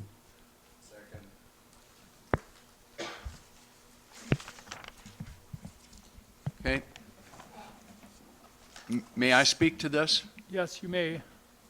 Okay. Thank you, Mr. Chairman. The statement I'm about to make pertains not only to this resolution of the town of Winneconne, but also to the next two resolutions for the towns of Utica and Black Wolf. I do respect the town's authority to govern in the way they think is best for their town, and will support the passage of these resolutions as presented. I do, however, think this would have been better handled by an intergovernmental agreement between the two parties. I question the legal authority for the resolutions being presented. A town should be able to administer general zoning in their town or contract that zoning administration to whoever they want. However, there should only be one general zoning code in a township. It seems obvious to me that within a given jurisdiction, we would require all people to be treated the same. Having two general zoning codes in the same township is a problem. It does not treat people equally, a cornerstone principle of this country. One problem with this resolution is the enforcement of County Chapter 23 general zoning in a town which already has its own general zoning code. Wisconsin Statute 59.692, Parent 2, Parent BG states, a town may enact a zoning ordinance affecting the same shorelands as an ordinance enacted under this section. What this says is that the same ordinance needs to be enforced across the entire town, both in shoreland and non-shoreland areas alike. I know corporate counsel will disagree with me, since the administration has been pushing very hard to get all the towns to give general zoning in shoreland areas back to the county. A second problem I have is when I checked several of these parcels listed that will be affected by these resolutions and found that many of them are only partially in shoreland. That means that a single parcel will be under two different general zoning codes. Therefore, if a zoning change comes up on one of these parcels, the county will only be able to change the portion in shoreland, and the town will be required to change the portion not in shoreland. This means the expense of two public hearings. It also creates a problem when the town and county codes don't agree. For example, Black Wolf has a 10-acre minimum for A2 zoning. The county has a 5-acre minimum for A2 zoning. The added expense and confusion of two general zoning codes is not in the best interest of the people of the district. Because of the problems involved, the two general zoning codes in place for a town, the committee recognized the need to have the ability to simply dissolve this relationship should the towns desire to do so. The committee added the amendment that reads, the town may resume general zoning in their township by submitting a resolution to the county stating that they will no longer have the county administer Chapter 23 general zoning in their town shoreland areas. Thus, the town may dissolve the relationship in the same way it was created. Corporate counsel disagrees with this amendment for dissolving this agreement and cites several state statutes in their memo to the county board included in your packet. However, all the statutes cited pertain to a town that does not already have general zoning code in place and are trying to establish a general zoning code for the first time. This is a situation whereby a town turning over general zoning in a portion of the town by resolution and not by ordinance change. This situation, both the creation of and the dissolving of by resolution, is not covered under state statutes, thus the need for this amendment. I urge the county board to approve this as presented.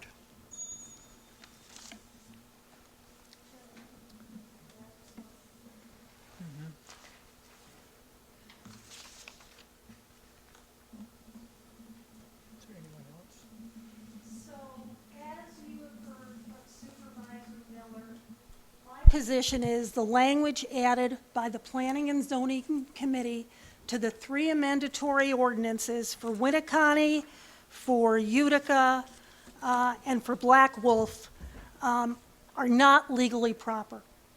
And the bottom line is they are not legally proper because there are statutorily prescribed methods to withdraw from county zoning. The language that the Planning and Zoning Committee added, which is bolded, basically says the towns may resume general zoning by submitting a resolution. The problem is that is ignoring state statute. Now, I will tell you, as I told Supervisor Miller and other people yesterday, that this could be fixed by simply saying a town board may withdraw from coverage of a county zoning ordinance pursuant to Wisconsin State Statute 60.23 sub 35 or Wisconsin Statute 59.69 sub 5D, which is in your memo. There was another attorney representing a town in this conversation yesterday. He agreed with adding the statutory references, but if it is passed the way it is written, it is not legally proper. And this opinion that is being offered about legal process is wrong. Supervisor Holt? Thank you. Having heard both sides of this now, and as a participant in the Planning and Zoning Committee and the person who attempted to draft this amendment, I would like to suggest then that we strike the submitting a resolution. I'm not sure exactly how to word it. And I would take some input from you on that. I know you said referencing the statutes, but I'd like the specific language.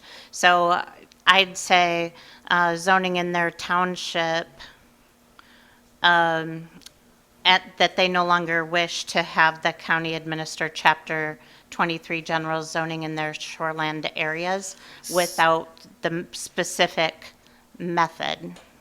You said that There's a method. So you per said we statute. needed to take out resolution, like they can't make a resolution. Well, to- the real issue is following the method, all right? So when it talks about the town may resume general zoning by submitting a resolution to the county, that is ignoring the procedure that needs to be established via statute. If you were to put in, as opposed to that, the town may resume general zoning, say, a town board may withdraw from coverage of a county zoning ordinance pursuant to Wisconsin Statute 60.23 sub 35 or Wisconsin Statute 59.69 sub 5 sub D. That is just saying, yes, a town may withdraw from coverage of a county zoning ordinance, but it has to be done per state statute. Versus this language suggests to me, oh, we can submit a resolution and then we no longer have to be involved with county zoning. Right. And that's the concern I have, I get because it's misleading towns. Point of order, Mr. Chairman. I believe we're rewriting the whole resolution here, and I would like to offer that we send all 3 of those reports back to committee so that they can work out those details. Well, I could do that, except each one's got a different name on it. Well, we can do them one at a time. Which one you want first? So, The one we're on, I would ask that we send report 0226002 back to committee to get it tweaked and defined a little better. made and seconded. We have something that we've already got a motion on the floor. No? No? That's where I was headed. I'm okay with it being referred back to committee as well. I'm not sure if the committee. Okay, a motion been made and seconded that we go ahead and send it back to committee. And they've asked for all three, and be that all three are the same other than the names, I'm going to request that we can do all three of them at once. So, yes. Yes. Okay? I appreciate your thoughts, Doug, but the key here, I think that we're missing, is the only time a town can request to remove itself from county zoning, which only 5 towns have, I believe, in the county, is if there's a comprehensive revision of its zoning ordinance. Currently, that is what we're doing in this county. Am I correct, Mr. Miller? Are we in the process of doing a comprehensive revision to the zoning ordinance? Okay, well then we can't do this without the county starting that process. It's right there under 5969, para 5, para D. That is why we can't add that language for those statutes into this, because that applies only to towns that don't have any zoning in place.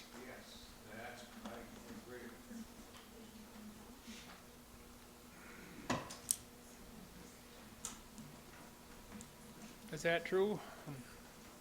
No, Carrie just said they're not doing a comprehensive revision, but 5969 is not the only vehicle.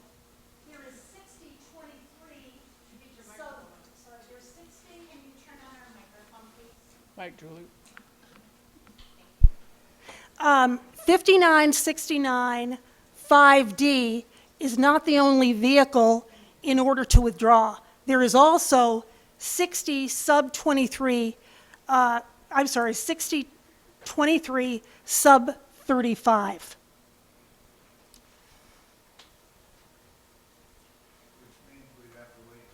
29. Thank you, Mr. Chairman. So we're back on all three being sent back to committee. So it'd be 2 and 3 and 4 being sent back. Yep. Who? Oh, Supervisor Hanson. I didn't see anybody Thank you, name up Mr. there. Chairman. I Sorry. need a clarification. I'm neither, right now, either for or against sending it back to committee, but I understand that going back to committee, we could have a very new committee makeup, and it's a different board. What is the benefit to sending it back or voting for it now? And whether you choose to answer, Mr. Chairman, or if that can be yielded to Supervisor Miller. I'd ask Supervisor Miller, because who knows, he might be a new chairman too. Yeah, sending it back to committee, since we have passed this extension date to July 1, we now have time to send this back to committee, and it would be better served to get these details worked out in committee rather than here on the board floor. So you got a motion made and seconded? Right. Supervisor Nelson made it, send it back to committee. I thought Supervisor Baker seconded it, but we don't know if that's for all three. Right, for all three. So all three, number report 02260, It's these three. It's Winneconne, Utica, and Black Wolf. that's what I was just reading Okay, down here. okay. That's the three. Point of information, I've got to see if they've all got it right out there now. We're getting jumped around here. Okay. First Supervisor, or Vice Chairman Fari, then I'll come to you. Did Supervisor Holt withdraw your motion? Your motion was to approve, right? Initially? I don't think I made that motion, but You were making a motion then to include the language that was stated in document? Is that what your intent was? Okay, I didn't hear you withdraw it, so you have my apology. Thank Supervisor you. Dowling? It looks like planning and zoning does have a meeting on April 3rd before the new election. Just point of information. So they do have a meeting on April 3rd, you said? Okay, so they can get that even in before the new election.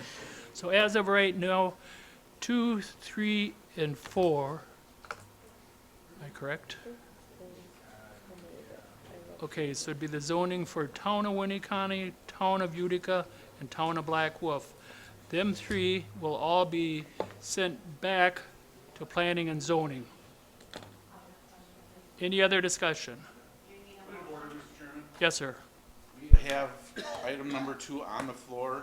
We have to, I believe we have to deal with item 2 as its own, and then we can move for 3 and 4 to be acted on together after 2 is done. That they threw it out, so she threw hers out that she was But making we her still motion. had it on the floor, correct? She But it withdrew was it, still on the so. floor. To avoid confusion, you should do the separate 2, which is Winnebago, 3, which is Utica, and 4, which is Black Wolf. Don't combine it. Okay, Better to do it separate. all right. But we're done with her, correct?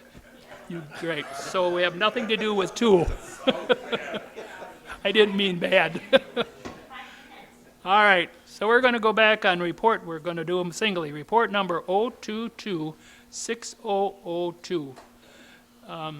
Supervisor Miller, I'm gonna bring that on, we're gonna vote on each one separately.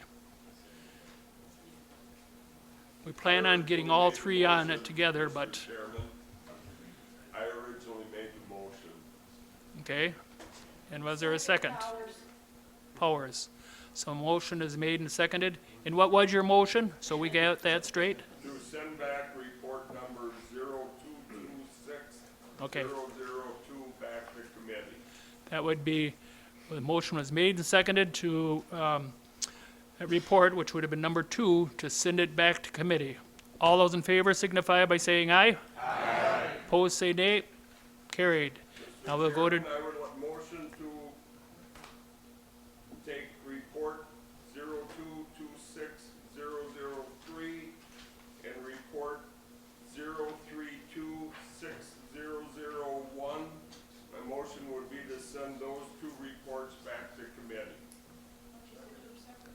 motion made, Individually? yes. Okay, then That's why we gotta go back through this. 02, item number 2, make the motion to send that back to committee. I'm sorry, item 3. Supervisor Hintz is giving me bad info. I apologize, because I'm getting tired. Second, Powers. Things I created. So motion made and seconded to send back that to committee. All those in favor signify by saying aye. Aye. Opposed? Carried. Mr. Chairman, I would motion to send report 0326001 back to committee. Second, Powers. Motion made and seconded to send back Black Wolf back to committee. All those in favor signify by saying aye. Aye. Opposed, say nay. Carried. Okay. I make a motion we take our 2-hour break. Yes, we can go have cake. It's 8:13. Take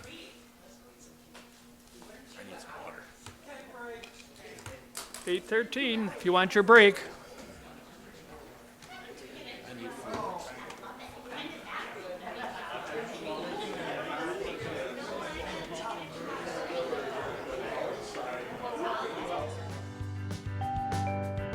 The Winnebago County Board is currently in a break.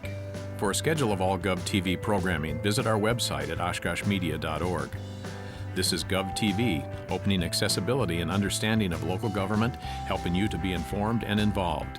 Also streaming live and on demand at oshkoshmedia.org and radio simulcast on Oshkosh FM 101.9. Like us on Facebook at our Oshkosh Media page. For a schedule of all GovTV programming, visit our website at oshkoshmedia.org. Please stay with us. Coverage will resume shortly.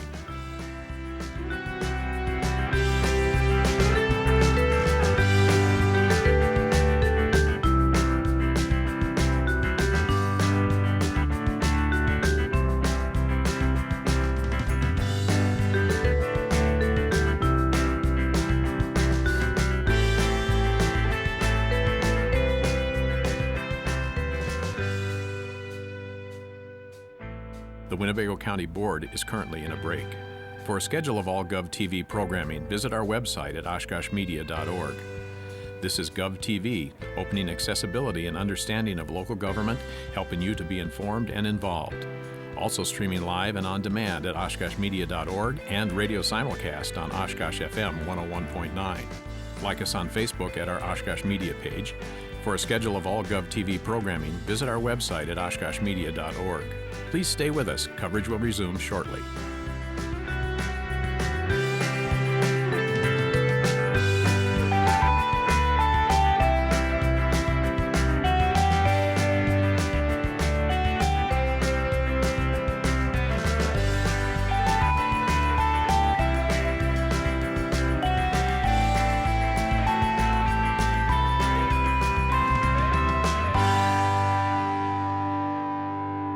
The Winnebago County Board is currently in a break. For a schedule of all GovTV programming, visit our website at oshkoshmedia.org. This is GovTV, opening accessibility and understanding of local government, helping you to be informed and involved. Also streaming live and on demand at oshkoshmedia.org and radio simulcast on Oshkosh FM 101.9. Like us on Facebook at our Oshkosh Media page. For a schedule of all GovTV programming, visit our website at oshkoshmedia.org. Please stay with us. Coverage will resume shortly.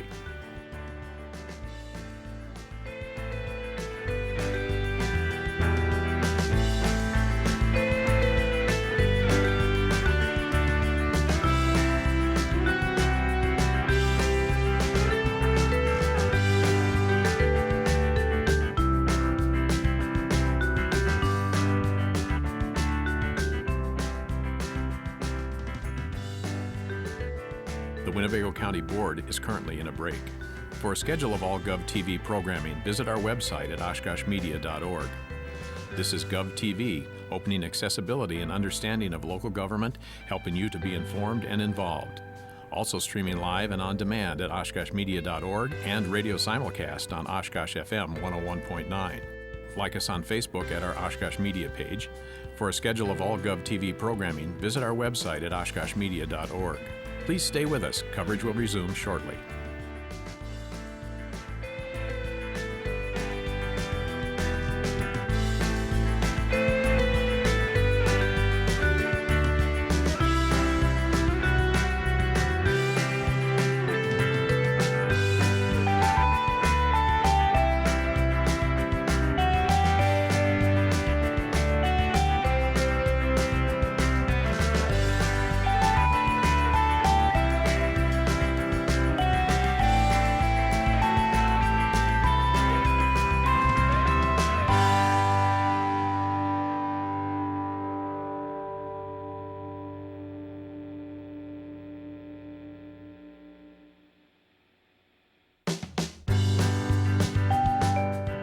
The Winnebago County Board is currently in a break. For a schedule of all GovTV programming, visit our website at oshkoshmedia.org. This is GovTV, opening accessibility and understanding of local government, helping you to be informed and involved. Also streaming live and on demand at oshkoshmedia.org and radio simulcast on Oshkosh FM 101.9. Like us on Facebook at our Oshkosh Media page. For a schedule of all GovTV programming, visit our website at oshkoshmedia.org. Please stay with us. Coverage will resume shortly.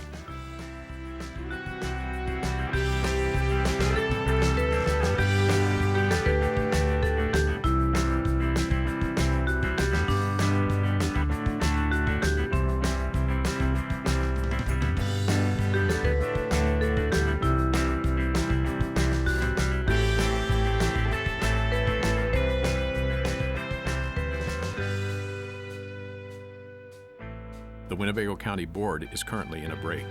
For a schedule of all GovTV programming, visit our website at oshkoshmedia.org.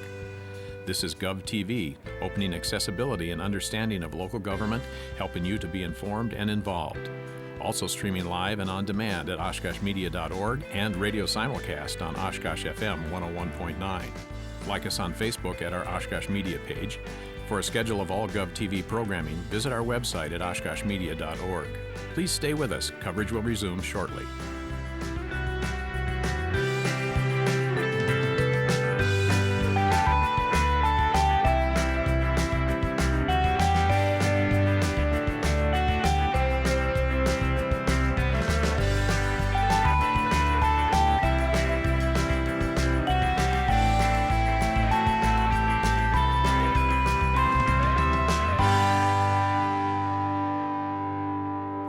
County Board is currently in a break. For a schedule of all GovTV programming, visit our website at oshkoshmedia.org. This is GovTV, opening accessibility and understanding of local government, helping you to be informed and involved. Also streaming live and on demand at oshkoshmedia.org and radio simulcast on Oshkosh FM 101.9. Like us on Facebook at our Oshkosh Media page. For a schedule of all GovTV programming, visit our website at oshkoshmedia.org. Please stay with us. Coverage will resume shortly.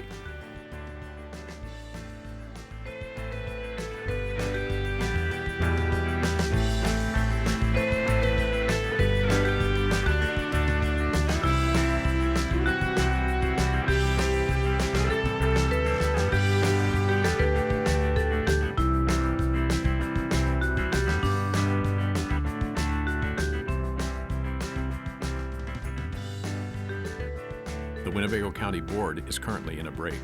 For a schedule of all GovTV programming, visit our website at oshkoshmedia.org.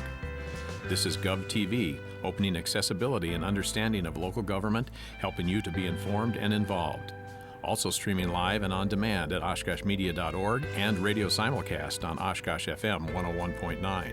Like us on Facebook at our Oshkosh Media page. For a schedule of all GovTV programming, visit our website at oshkoshmedia.org. Please stay with us. Coverage will resume shortly.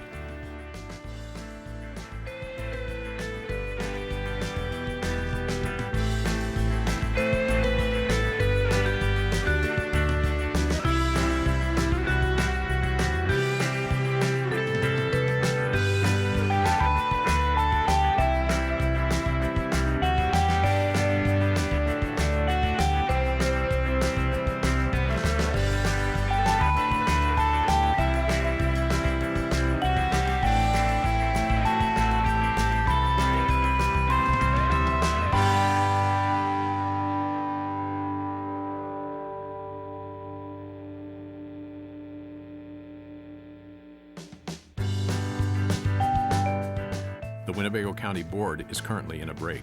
For a schedule of all GovTV programming, visit our website at oshkoshmedia.org.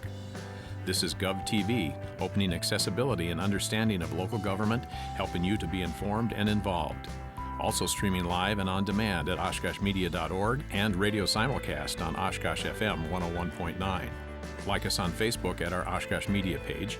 For a schedule of all GovTV programming, visit our website at oshkoshmedia.org. Please stay with us. Coverage will resume shortly.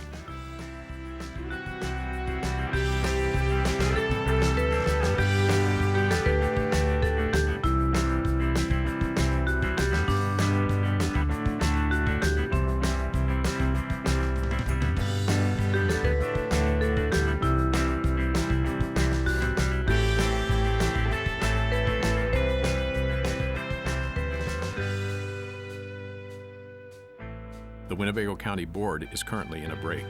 For a schedule of all GovTV programming, visit our website at oshkoshmedia.org. This is GovTV, opening accessibility and understanding of local government, helping you to be informed and involved. Also streaming live and on demand at oshkoshmedia.org and radio simulcast on Oshkosh FM 101.9. Like us on Facebook at our Oshkosh Media page. For a schedule of all GovTV programming, visit our website at oshkoshmedia.org. Please stay with us. Coverage will resume shortly.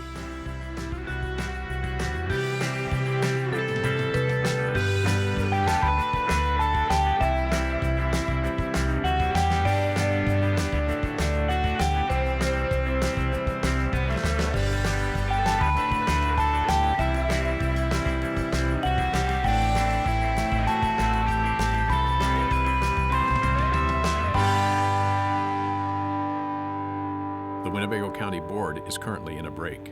For a schedule of all GovTV programming, visit our website at oshkoshmedia.org. This is GovTV, opening accessibility and understanding of local government, helping you to be informed and involved.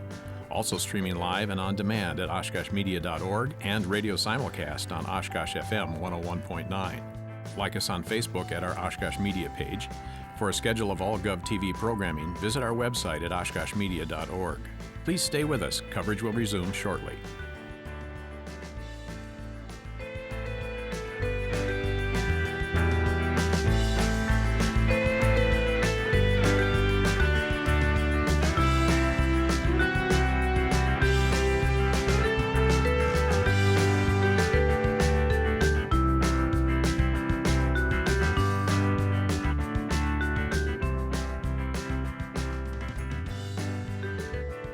Winnebago County Board is currently in a break.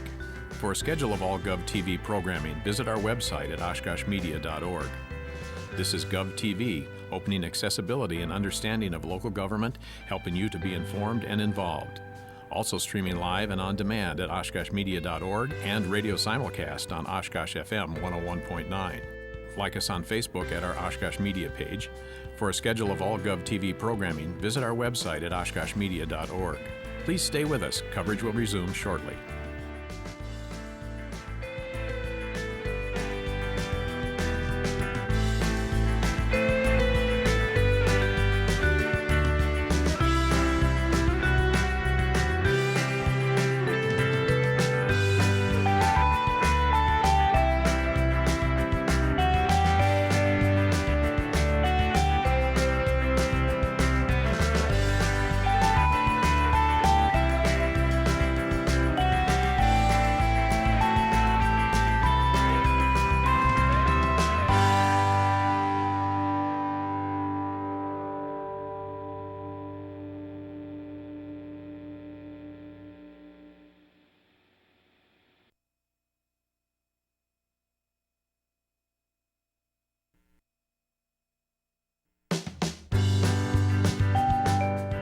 The Winnebago County Board is currently in a break.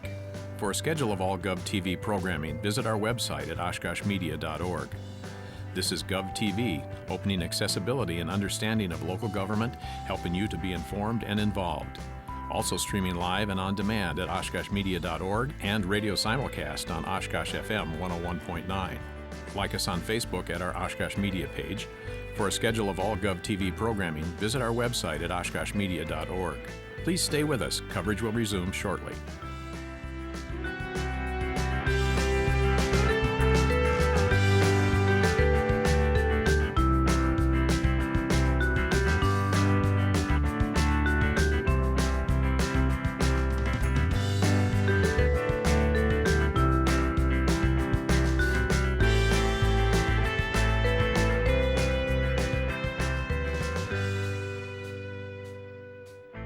The Winnebago County Board is currently in a break.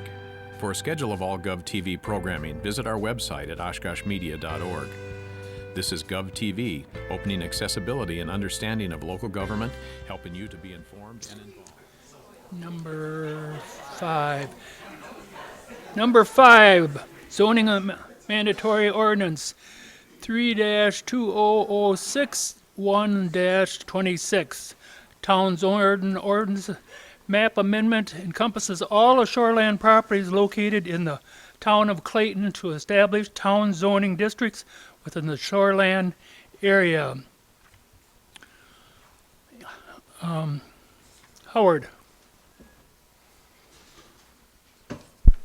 Thank you, Mr. Chairman. I move for approval of zoning amendatory ordinance 03T001-26. Motion made and seconded. Any questions? Not seeing any. All those in favor signify by saying aye. Aye. Those opposed say nay. Carried. Number 6, Howard. Thank you, Mr. Chairman. I move for approving zoning amendatory ordinance 03-T002-26. Did I hear a second? Second? Motion made and seconded. Any discussion? Any discussion? Not seeing any discussion. All those in favor signify by saying aye. Aye. Opposed say nay. Number 7. Thank you, Mr. Chairman. I move for approval of zoning amendatory ordinance 03-T003-26. Motion made and seconded. Any discussion? Any discussion? Who you got? Supervisor Dowling. Just a request that if a city ever sends us 200 pages of a document again, that we could turn it into like a QR code or something, or just ask people to go online. Thank you. So, well, that's why it all was online, because when we go ahead and they gotta have 200 to 400 pages sent out to each person, that cost a lot. So that's why it was decided to do it that way, and the clerk talked to me and I said, send them out and put a note in there if they want one. I'd still make it out for you, but just have them come and get them. So anyone that did, that's what happened this time. Got way too much.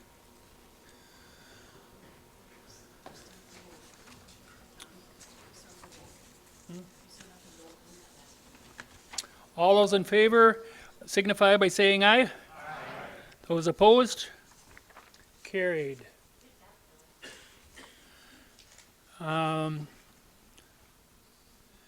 Number 8, who would that be? Mary Ann? It's I'm in chapter 8, whatever.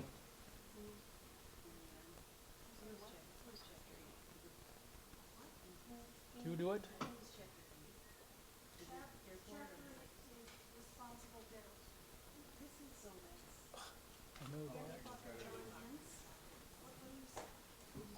Who do we call on to bring that in? Andy Buck and John Hens. Yeah, Okay. We just voted on 7. Right? We just voted on 7, right? Right. Yeah, 7's been voted on, Chuck. Right. All right. Number 8, Supervisor Buck and Supervisor Hens. Supervisor Buck.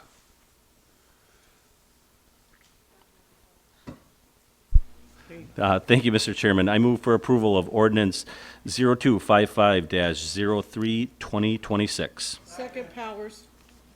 Motion made and seconded. Any discussion?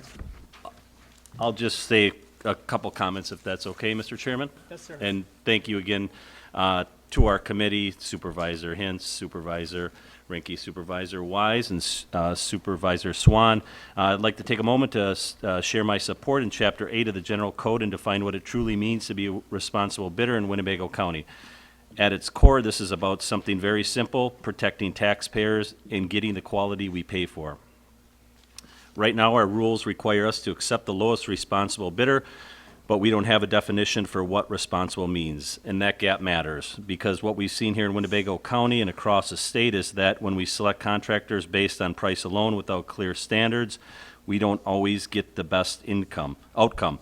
And, you know, Supervisor Binder has long talked about this. He's looking out, and they have to redo the painting at the highway department because they're not doing it right. So we get projects that need to be redone. We get delays and compliance issues. We get staff spending time chasing contractors to fix work that should have been done right the first time. In some cases, county staff had literally had to step in and redo the work themselves at Parkview Nursing Home. We taxpayers had to spend $45,000 to redo the locks that a contractor should have done. At every one of those situations comes with a cost, not just in dollars, but in staff time, frustration, and public trust. The idea behind lowest bid law is sound, protects taxpayers. But lowest cost up front does not always mean lowest cost overall.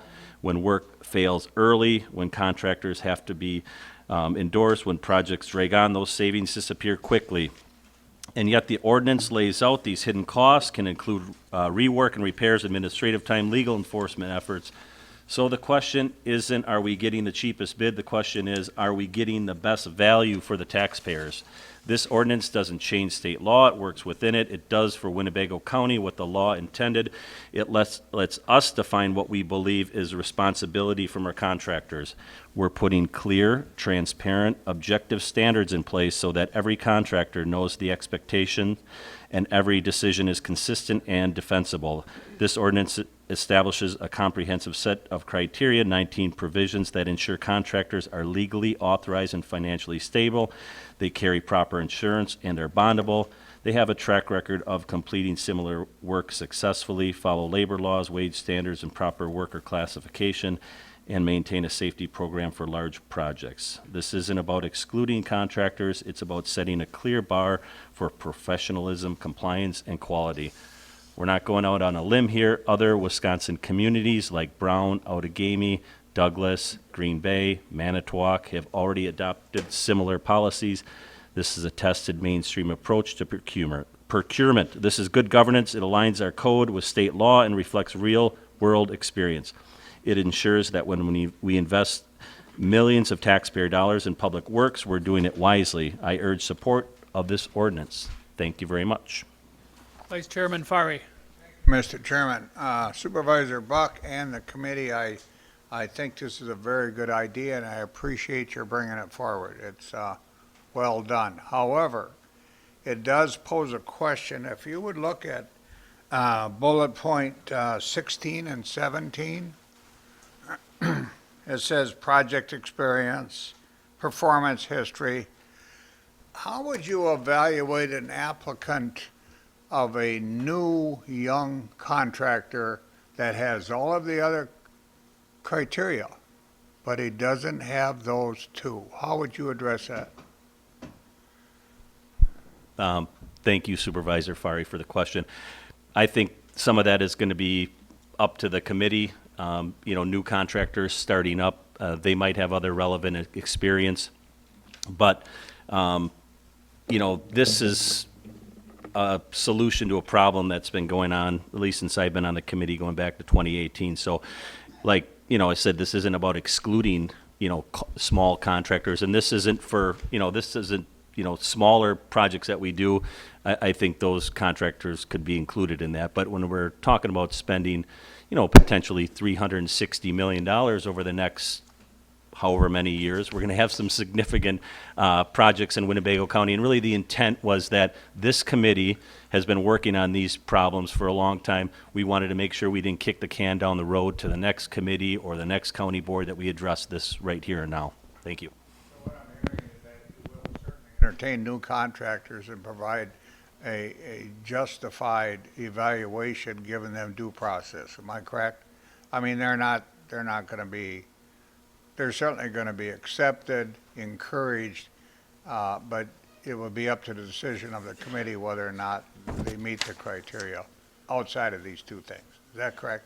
Yes. Okay, I'm certainly, just want to assure everybody they're not excluded. Thank you very much. Supervisor Hintz. Thank you, Mr. Chairman. To further answer that question, I believe that was something that we discussed in committee, and one of the things we heard from Director Elder was that he's definitely going to gather information and input from his peers and from other developers. And in some of these cases, we might have somebody who worked for a contractor that we don't want to hire again, but they're starting their own company on the side and they want to do things differently. So that's, that all those things will come into consideration when it comes back to committee. These are things that we've discussed. So I just wanted to alleviate some of those questions a little bit more on that. And I wanted to say it's been a pleasure this term being the chairman for the Facilities and Property Management Committee. These are the kinds of things that when my fellow committee members had that they wanted to bring forward, I was proud to bring forward, and that's why I was more than happy to sign on with Supervisor Buck on this one, because this is something, as he said, we're trying to set up for the future. We're trying to set things up so we have a template, so that way people can't say you're playing favorites. Here's how we do it. We did the same.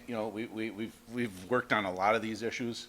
This term, I think I've gone a long way in facilities, and I'm very proud of this committee and the people and everything that they brought forward, and I definitely hope that everybody supports this. Thank you. Thank you. A motion has been made. Supervisor Ranky? Thank you, Mr. Chairman. I was looking for your name up there. I didn't see it. I snuck on at the last second just to throw you off. I'm sorry. I don't take much. I just wanted to take a second and thank Supervisor Buck as well as the rest of the members of the Facilities Committee, but specifically Mr. Supervisor Buck for his work on this ordinance. He's been a tireless leader on this issue, and I think the taxpayers of Winnebago County will be the benefit of it. So thank you. Supervisor Swan. Thank you, Mr. Chairman. I just wanted to make sure that the amended version of the ordinance did make it in where the amendment we made in committee did make it into the final ordinance that we're voting on? Yes, it is reflected on page 600 and 601 in the red print. No one else? Okay, the motion made and seconded. All those in favor signify by saying aye. Aye. Those opposed, say nay. Carried. Last thing I want to say before we're done here is supervisors who are not returning for re-election should return their computers, equipment to the information technology after your last committee meeting or by April 7th at the latest. Supervisors who do not win their election should return their equipment ASAP after April 7th or by noon on Friday, April 10th at the latest. Your equipment is consistent of the laptops, charging, and backpacks should be returned to the Information Technology Department in the County Administration Building, Room 138. And, pardon? I know. I want to say them now before I forget.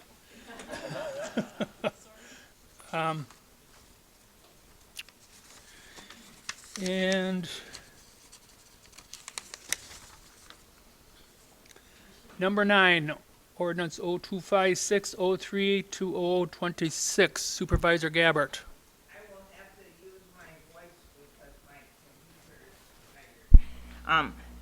I do not want to bring this forward. I would like to make an amendment to it, but if I have to bring it forward in a second, and then I will make my amendment to the resolution. You should bring it forward. Okay. I will bring forward ordinance 0256-032026, Amendment 21 of the Winnebago County General Code. Second, Stafford. Motion made and seconded. Now may I make the... Now you may. amendment? Okay. I was going to pull this and give it back to committee, but we'll just be reiterating all we have heard in the last few weeks. So I want to make this amendment. Line 21-22 of the current ordinance proposal, we would like to add this: CPI-U, or 3%, which is ever greater, to create the hangar rental rate increases for Whitman Airport. With a side note, shame on this county for not raising the rent back in 2023, 2024, 2025, 2026. We're doing it now. So that is my amendment, to either use CPI-U or 3%, whichever is greater, to create the hangar rental rate increases for Whitman Regional Airport hangars. Point of clarification, Second by Holtz. are you removing the balance of the, The what? are you removing the rest of the I'm only portion? dealing with the hangar. Just 22 and 23? Yes.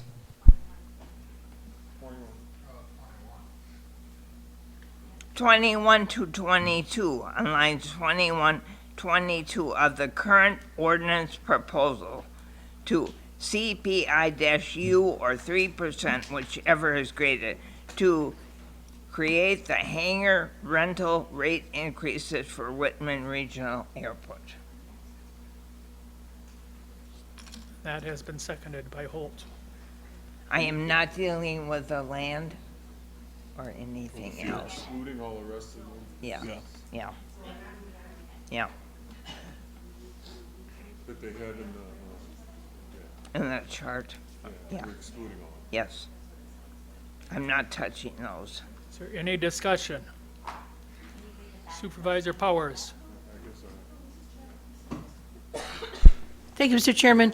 I will vote for this, but I would like to see the airport board work at doing something about airplanes that are frozen to the ground because of water in the hangars. That's pretty ridiculous. It's got to be ruining their tires, and they need their tires for takeoff and landings.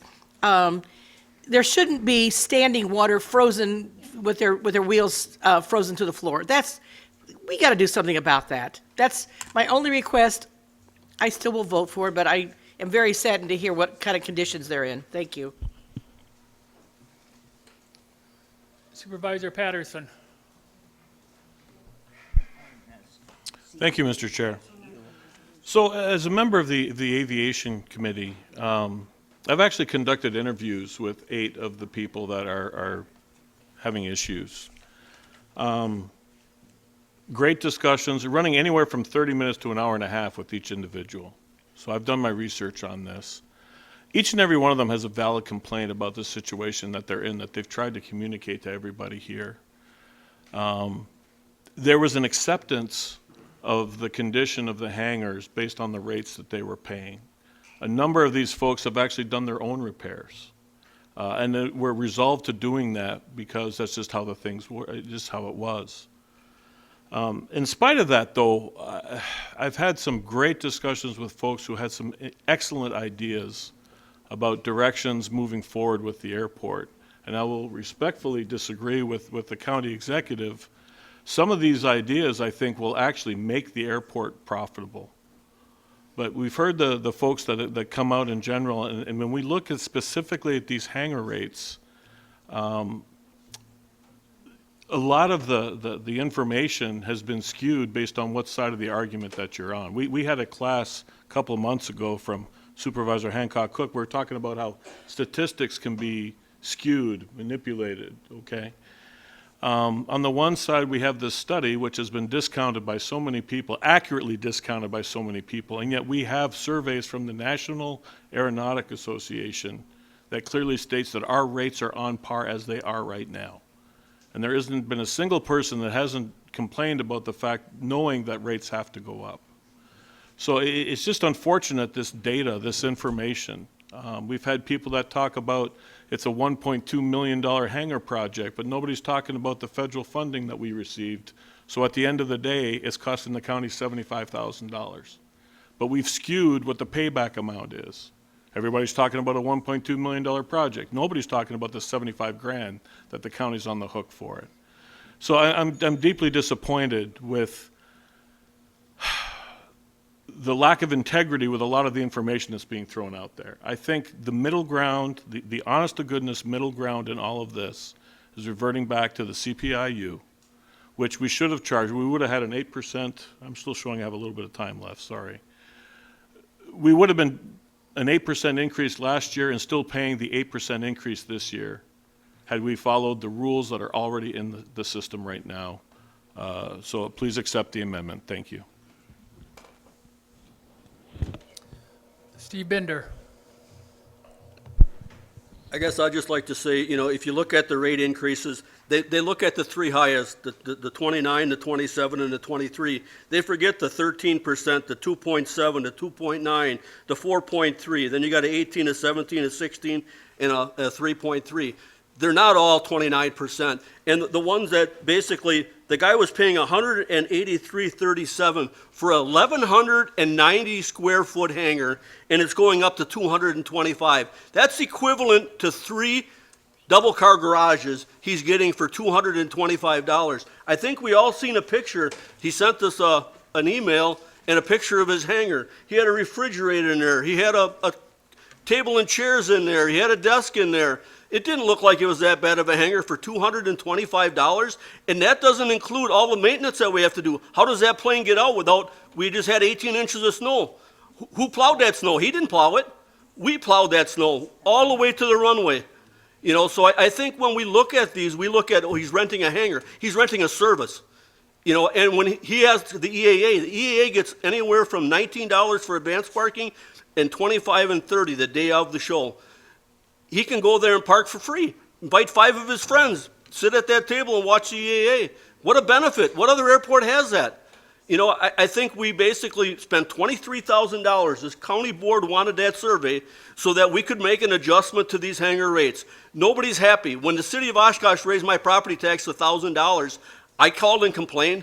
My choice was I could move to a township and pay less taxes or stay where I am. I choose to pay the taxes. And they have the same option. If they could find a hangar that they like better and it's cheaper, well, then I guess you have to move. I paid the $1,000 to stay in the city of Oshkosh. I like where I live. And I think what we need to do is make this adjustment. There was 90-some hangars that we rent out and maybe 7 or 8 complaints. You know, the city of Oshkosh got basically thousands of complaints in 2024 when they raised the rates. But what are you going to do? Everything costs money. We give our employees a 5% raise, 3% and a 2% merit raise. Where do we get that money from? You know? I'll leave it at that. Supervisor Halber. Thank you, Mr. Chair.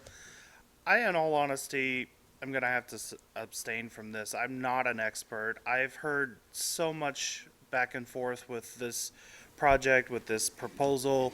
I obviously want to see us making more and recouping our costs from the airport, but I also can't understand the conditions that things are in, how we can justify charging any amount of money. I mean, if this was a rental house, that would absolutely not be acceptable. But as a county losing money on this situation, I can also understand it.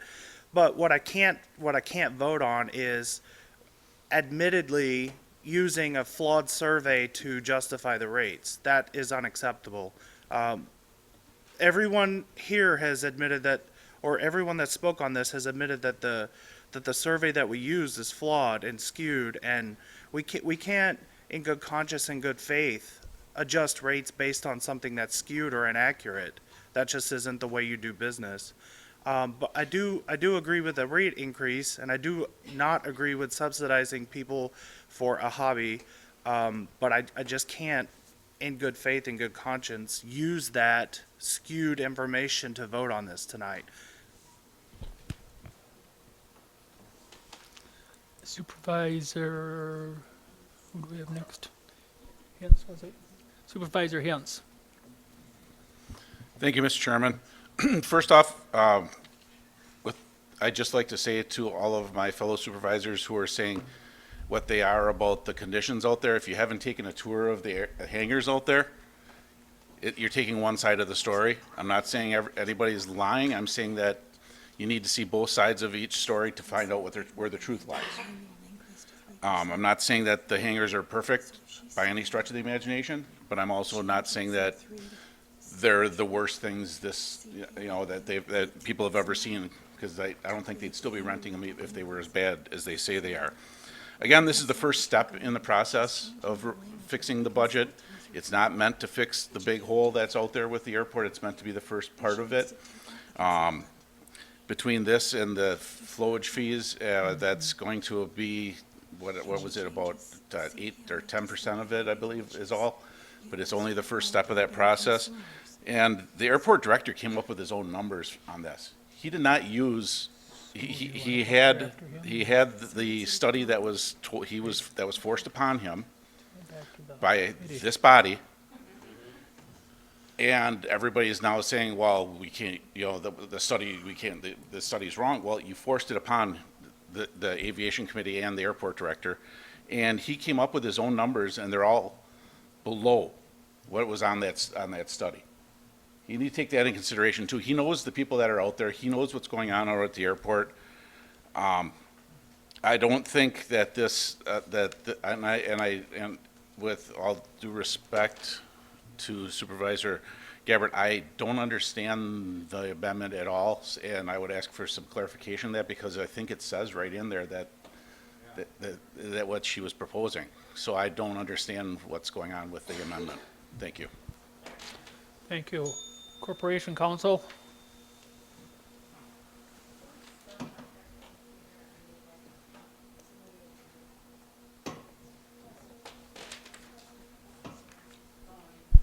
Okay.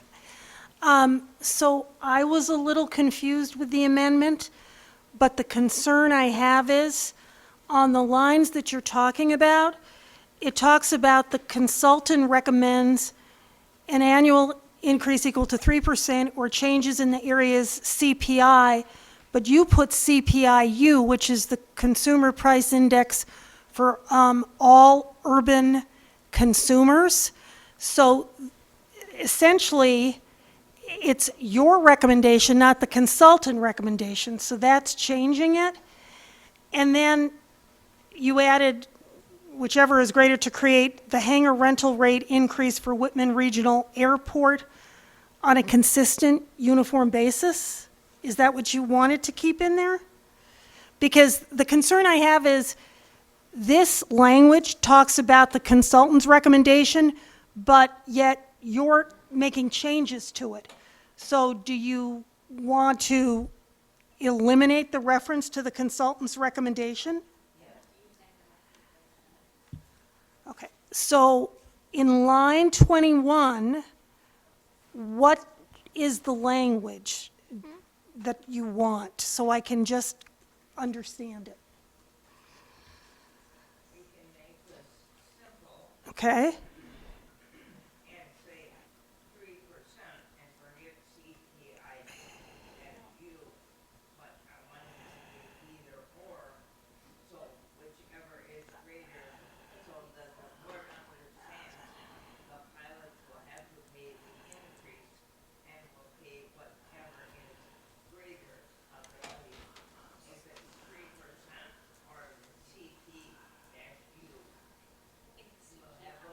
Da-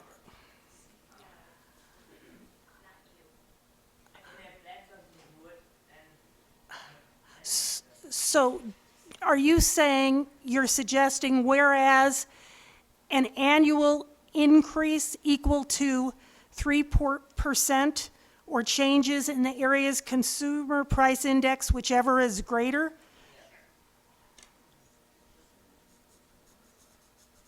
To create the hangar rental rate increase for Whitman Regional Airport. And then do you want to say, and take out on a consistent, uniform basis? Remove that. And then you keep the rest of the language that says further reassessment of rates is recommended. You keep all of that language. So that first 21 and 22 would be, whereas an annual increase equal to 3% or changes in the area's consumer price index, whichever is greater, to create the hangar rental rate increase for Whitman Regional Airport. Okay. Thank you. Thank you. Supervisor Hanson. Thank you, Mr. Chairman. I need a moment to think about the amendment that Supervisor Gabbard did, but in the meantime, I'm just going to say thank you to Director Shell. He did invite me to go back out and look at the hangars again. It's been about 18 months since I had done that, and I was not able to coordinate with him before this meeting. However, it is not my goal to either upset those that are renting the hangars nor EAA, and sometimes the path that appears to be the easiest and the smoothest isn't always the right one to take. And I am kind of concerned that we're taking the easiest path here when maybe all we need to do is step over the log and find a better path. And one of the reasons that I bring that up is in making the pilots mad, or if we go after EAA, I'll use this as an example because I was one of them. From the years 2011 to 2021, 789 headquarters left the state of California because we were overregulated, taxed, and basically run out of the state. And that sadly is growing even more. Even Walmart and Target are closing stores right now. I do find problems or concerns because of the survey, things that were brought up. I read very carefully the memo by Supervisor Swan. Further clarification, though, before the vote, please, on the amendment. Thank you. Supervisor Dowling. Thank you, Mr. Chairman. I will be voting for this because last month our county decided to charge parents to park to watch their kids play soccer. And I think we should have an honest conversation about raising airport rents to help cover rising costs. Families should not be the first people we look at when money gets tight. And if we're serious about fairness, then every user group, including airport tenants, should be a part of that discussion. Thank you. Supervisor Swan. Thank you, Mr. Chairman. On the amendment, just to clarify, the 3% increases that you're talking about, either CPI or CPIU, would exclude then any reference to fixed rent increases as recommended by the Airport Business Solutions. Can I have an answer to that? I can't, I'm addressing the chair, but may I ask? May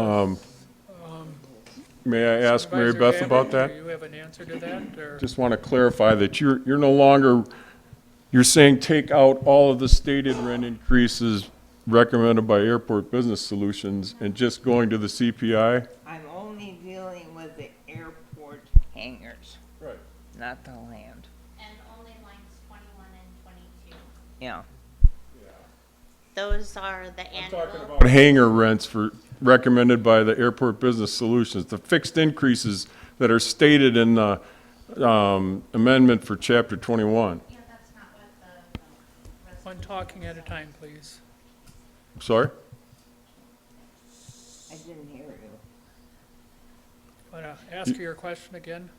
So I'm asking if the change is to exclude the fixed rent increases that are stated in Chapter 21 and just go to a 3% per year off the existing rents. Is that what you're trying to intend here? That's what I thought. So she's saying dismiss everything by Airport Business Solutions, no 29% increases, just 3% from the existing rents. That's what she's saying. Yeah. That's what her intent is. She's nodding her head. Yeah. Okay? Then I withdraw my second, because what she was referring to was lines 21 and 22, which are the annual increases, not this new, the annual increases going forward, not this proposed change to base rate rental today.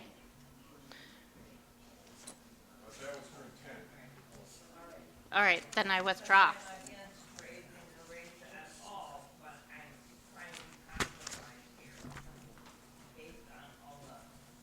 Yeah, I withdraw.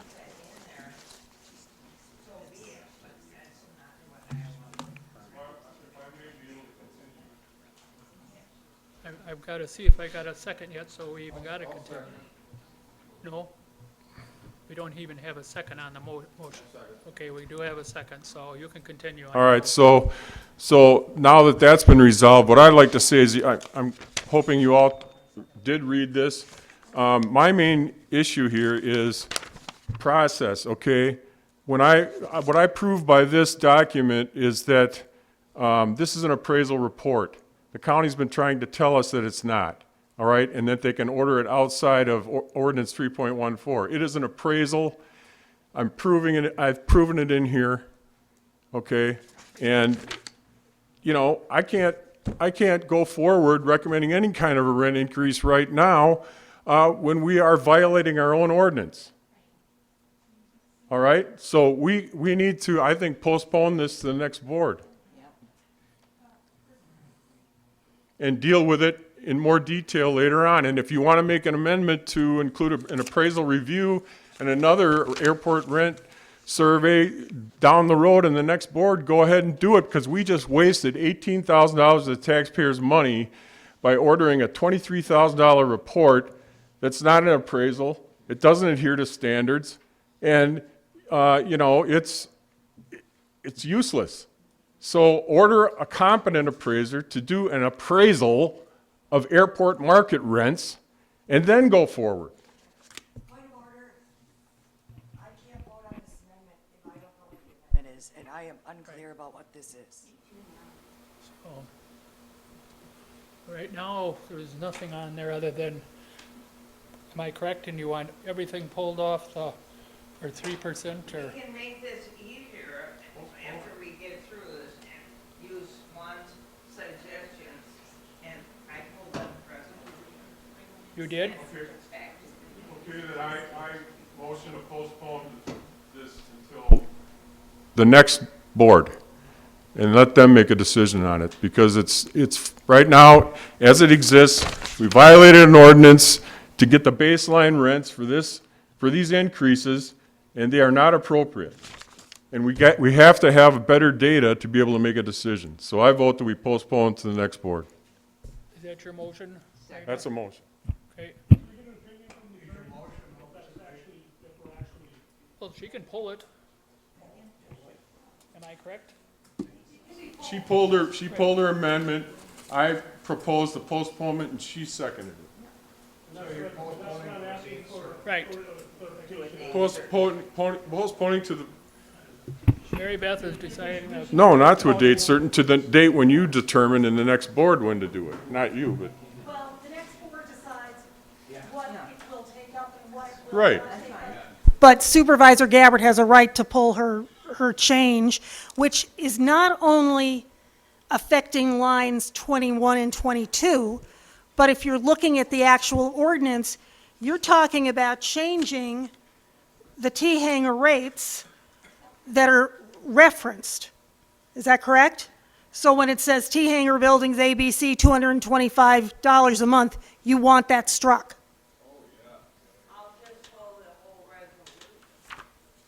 Mhm.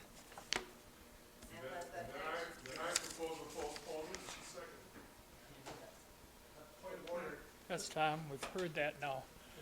Supervisor Stafford. On it, Right, it's been pulled. right. That's why I said, we've heard it now, Tom.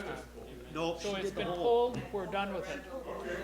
We're done with it. It's been pulled. Supervisor Gabbard has pulled it, we're done discussion. See, now I'm. Not if it's been pulled. It's off the table. Just a point of order. Yes, sir. The next aviation committee meeting is before the election. Well, So it's there you go. not being put off until the next board. It's the first Wednesday of April, which is April Fool's Day. Oh, thanks. Corporation Council, that does not have to be voted on, does it? If she pulled it, it was hers that she brought in. On polling, or if it's been pulled, it hasn't been decided that it's going to the committee. It's just being pulled, correct? She pulled it. She didn't say it had to go to a committee. She just pulled it. Okay, further point Beth? of order. My committee approved it for here and I'm not. I don't want to pull. I want it back on the floor. Well, just wait, Tom. Now, if you're going to get like that, we'll start a lot of things. I'm just saying. Well, I'm telling you. Corporation Council. So what's got to be done by legal matters? Okay, Mary so, Beth? so let me address this issue of interim meetings, okay? Interim meetings are allowed to happen, and the current supervisors continue to serve until April 21st, according to a holding in State v. Prane. That said, there are concerns with extending Prane to the Office of County Board Supervisor, and actually, the WCA actually pursued legislation to cure this problem back in 2021, but the effort was stalled. Bottom line is, the best route is to limit any meeting to informational only. That is, the meeting really isn't needed unless some sort of action is critical. So, if you determine this need is critical, because a significant amount of time has been spent, as people have said, then you can have your meeting. When is your when is your meeting? April 1st. Okay, all right. So you can refer it back to committee for April 1st, or you can proceed now.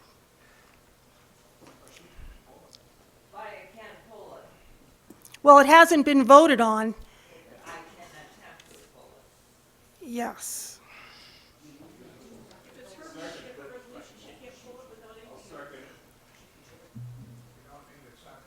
Supervisor Hens. For my point of order, my concern then it also has to come through facilities again, and that meeting isn't until the 28th of April. Which would And that's a make it problem. entirely a new committee. Point of clarification, it was on the agenda as approved by the board for the night. Was it not? I don't think it can be removed from the agenda without a vote. Well, she's the chairman of that committee, so they can pull it. She can pull it from, Chairman of one of the committees. she can pull it from the whole board without a vote? Okay, you got two committee chairmen here. One don't want to pull it, the other one wants to pull it.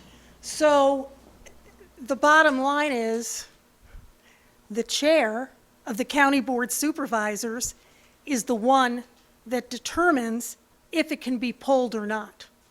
Because you have one chair who's saying she wants the whole ordinance pulled, and you have another chair saying he doesn't want it pulled. So I would say, in terms of what's going to be allowed to be pulled, since you, per our board rules, determine what is going forward, it falls into you to decide whether it should go forward or not. And John, are you sure, your committee wants to vote? John, are you sure your committee wants to pull it or keep it? Look up here, look at me. You're chairman. Right there, that's three. He's the chair. Yeah. He is the chair of facilities. Right. She's So- chair. Corporation Counsel, as the parliamentarian, has given her opinion. The chair now decides, and all discussion ceases. It all ends up now on the chair. Sorry, Mary Beth, but I'm going to have to say that don't get pulled. I feel that way because they've been through it all, and I know you guys been through it all, and it's went back and forth, and I know where you're coming, your heart's coming out of them pilots. I just know it, so if we don't, then we'll have to sit here all night, or till midnight anyways, and get it resolved, if that's the way the whole group feels. Now, do you need a new motion to approve? You'll need a motion to approve it, yes. Make that motion. Okay, motion made in a second for their approval. All right, any discussion? Go back with Supervisor Swan. This is on, it's being on, it's now. We're I'll not- speak. We're not gonna, No, it's gonna be decided tonight, one way or the other. yeah. Okay. I'm okay. I mean, my letter stands on its own. I don't know that facilities should be allowed to have chimed in on whether or not we should keep going with this. I guess eventually it went to you, but since we were X'd out of the process in ordering this report in the first place on a technicality, on an We're done with appraisal that. We're report. done with that.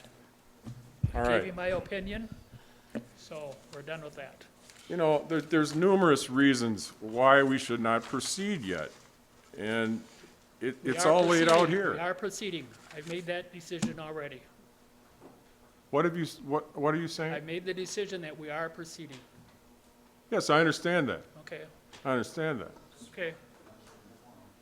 So, we're proceeding, but that still means I can, encourage a no vote. Right, I'm Yep. encouraging a no vote, okay? okay, By what I've written here. okay. You don't have a valid baseline to even determine these rents in front of you. So how can you ask these tenants, for a $45,000 net increase after an $18,000 cost to the taxpayer that we never should have paid because we paid too much for this report? How can you ask these tenants to absorb this right now? We have no validity in asking for these rent increases as it stands right now. Because this report Yes, doesn't cut the mustard. the timer's not on. Thank you. You got any more to say? No. Thank you. Anyone else? I have prepared remarks.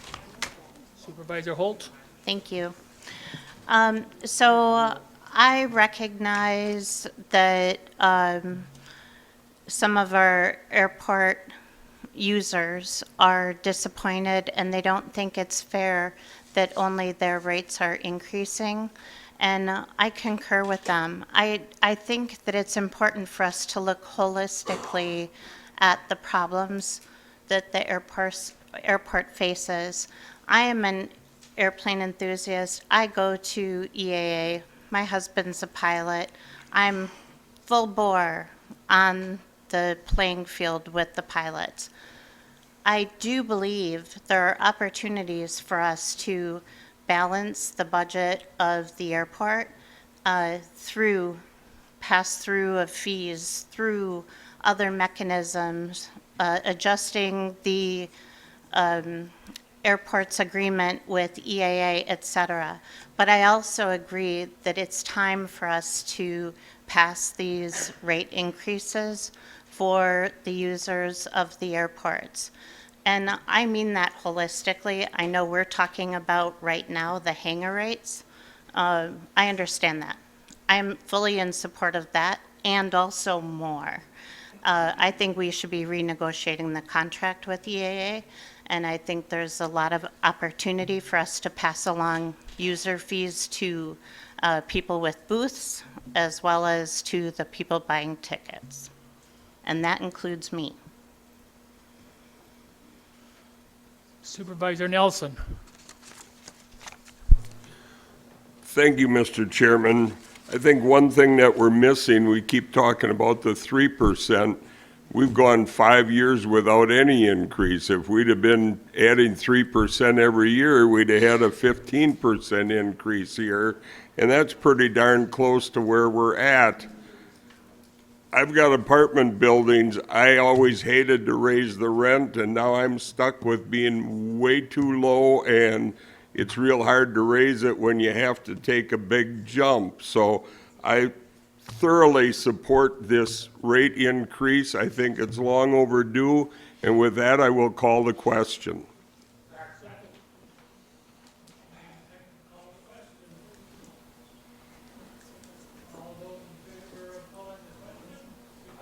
Aye.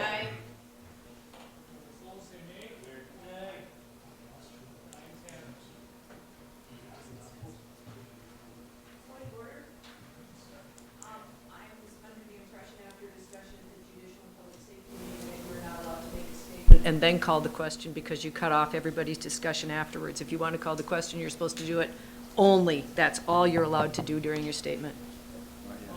That was just okay, I thought that was the rule. Never mind.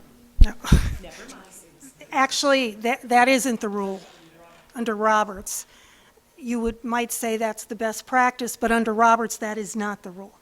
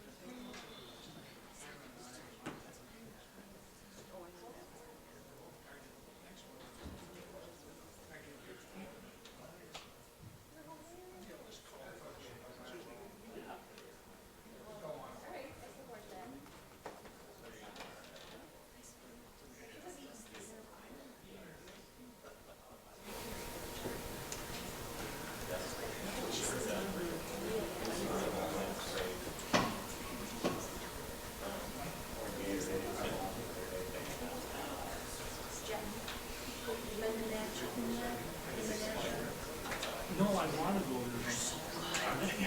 It's really good.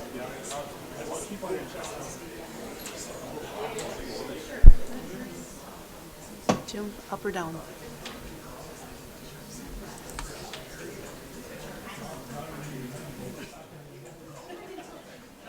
Is hers working? So, up, down.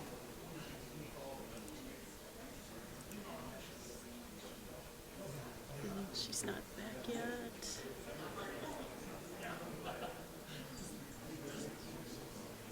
Yes or no? No. Is this, Cassie, is this majority or?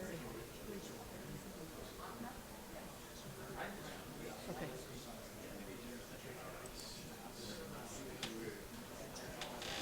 Pass 24 to 7.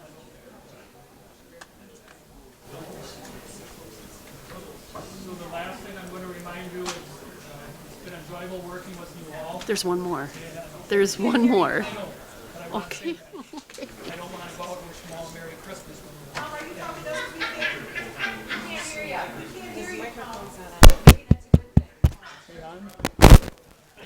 These mics up here sometimes. Just want to, before we do the 10th one, is here again with Supervisor Albrecht there. Just want to remind if anyone wants to give money towards the planetarium, just give it to the girls up here. They'll take care of that, and that's something he was always interested in. Pardon?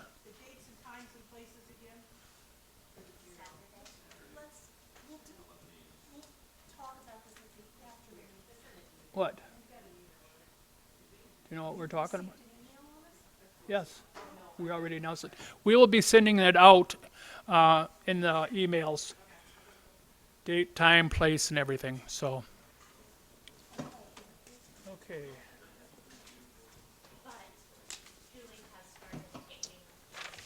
Supervisor Hintz. Find somebody else, or are you ready? 24 to 7, wasn't it? 24 to 7. 24/7, So, Supervisor Hintz, number 10.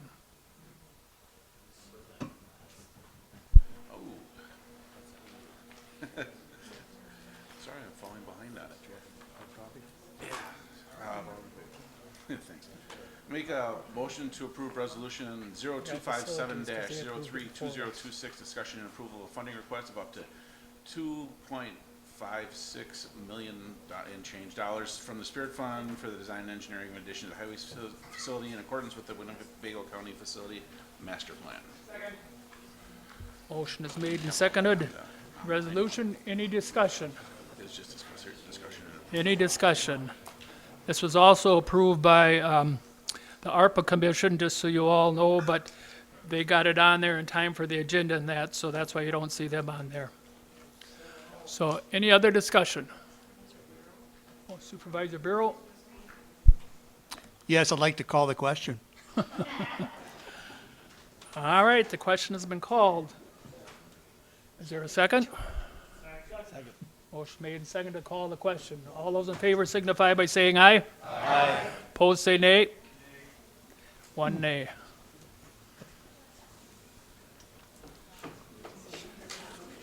Boom. So we'll vote by machina here again. We'll be voting on resolution 0257-03-2026.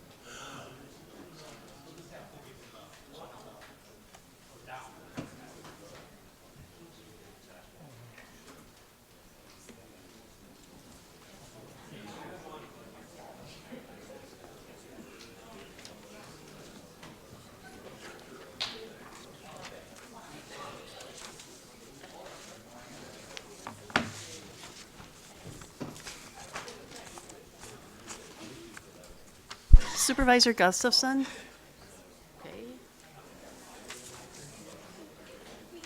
Supervisor Ponzer? Yeah.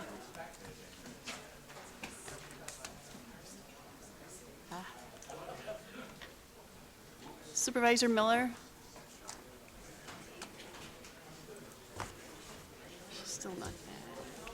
Supervisor Swan? Supervisor Swan? Yes or no? Yes or no?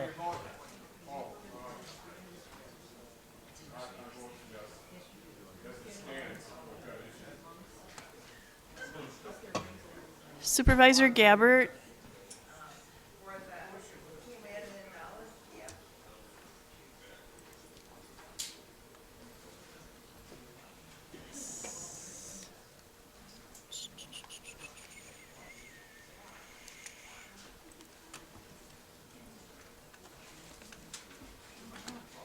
That passes 33-0. Yep. Vice Chairman Farry, your last official business before the board. I move to adjourn.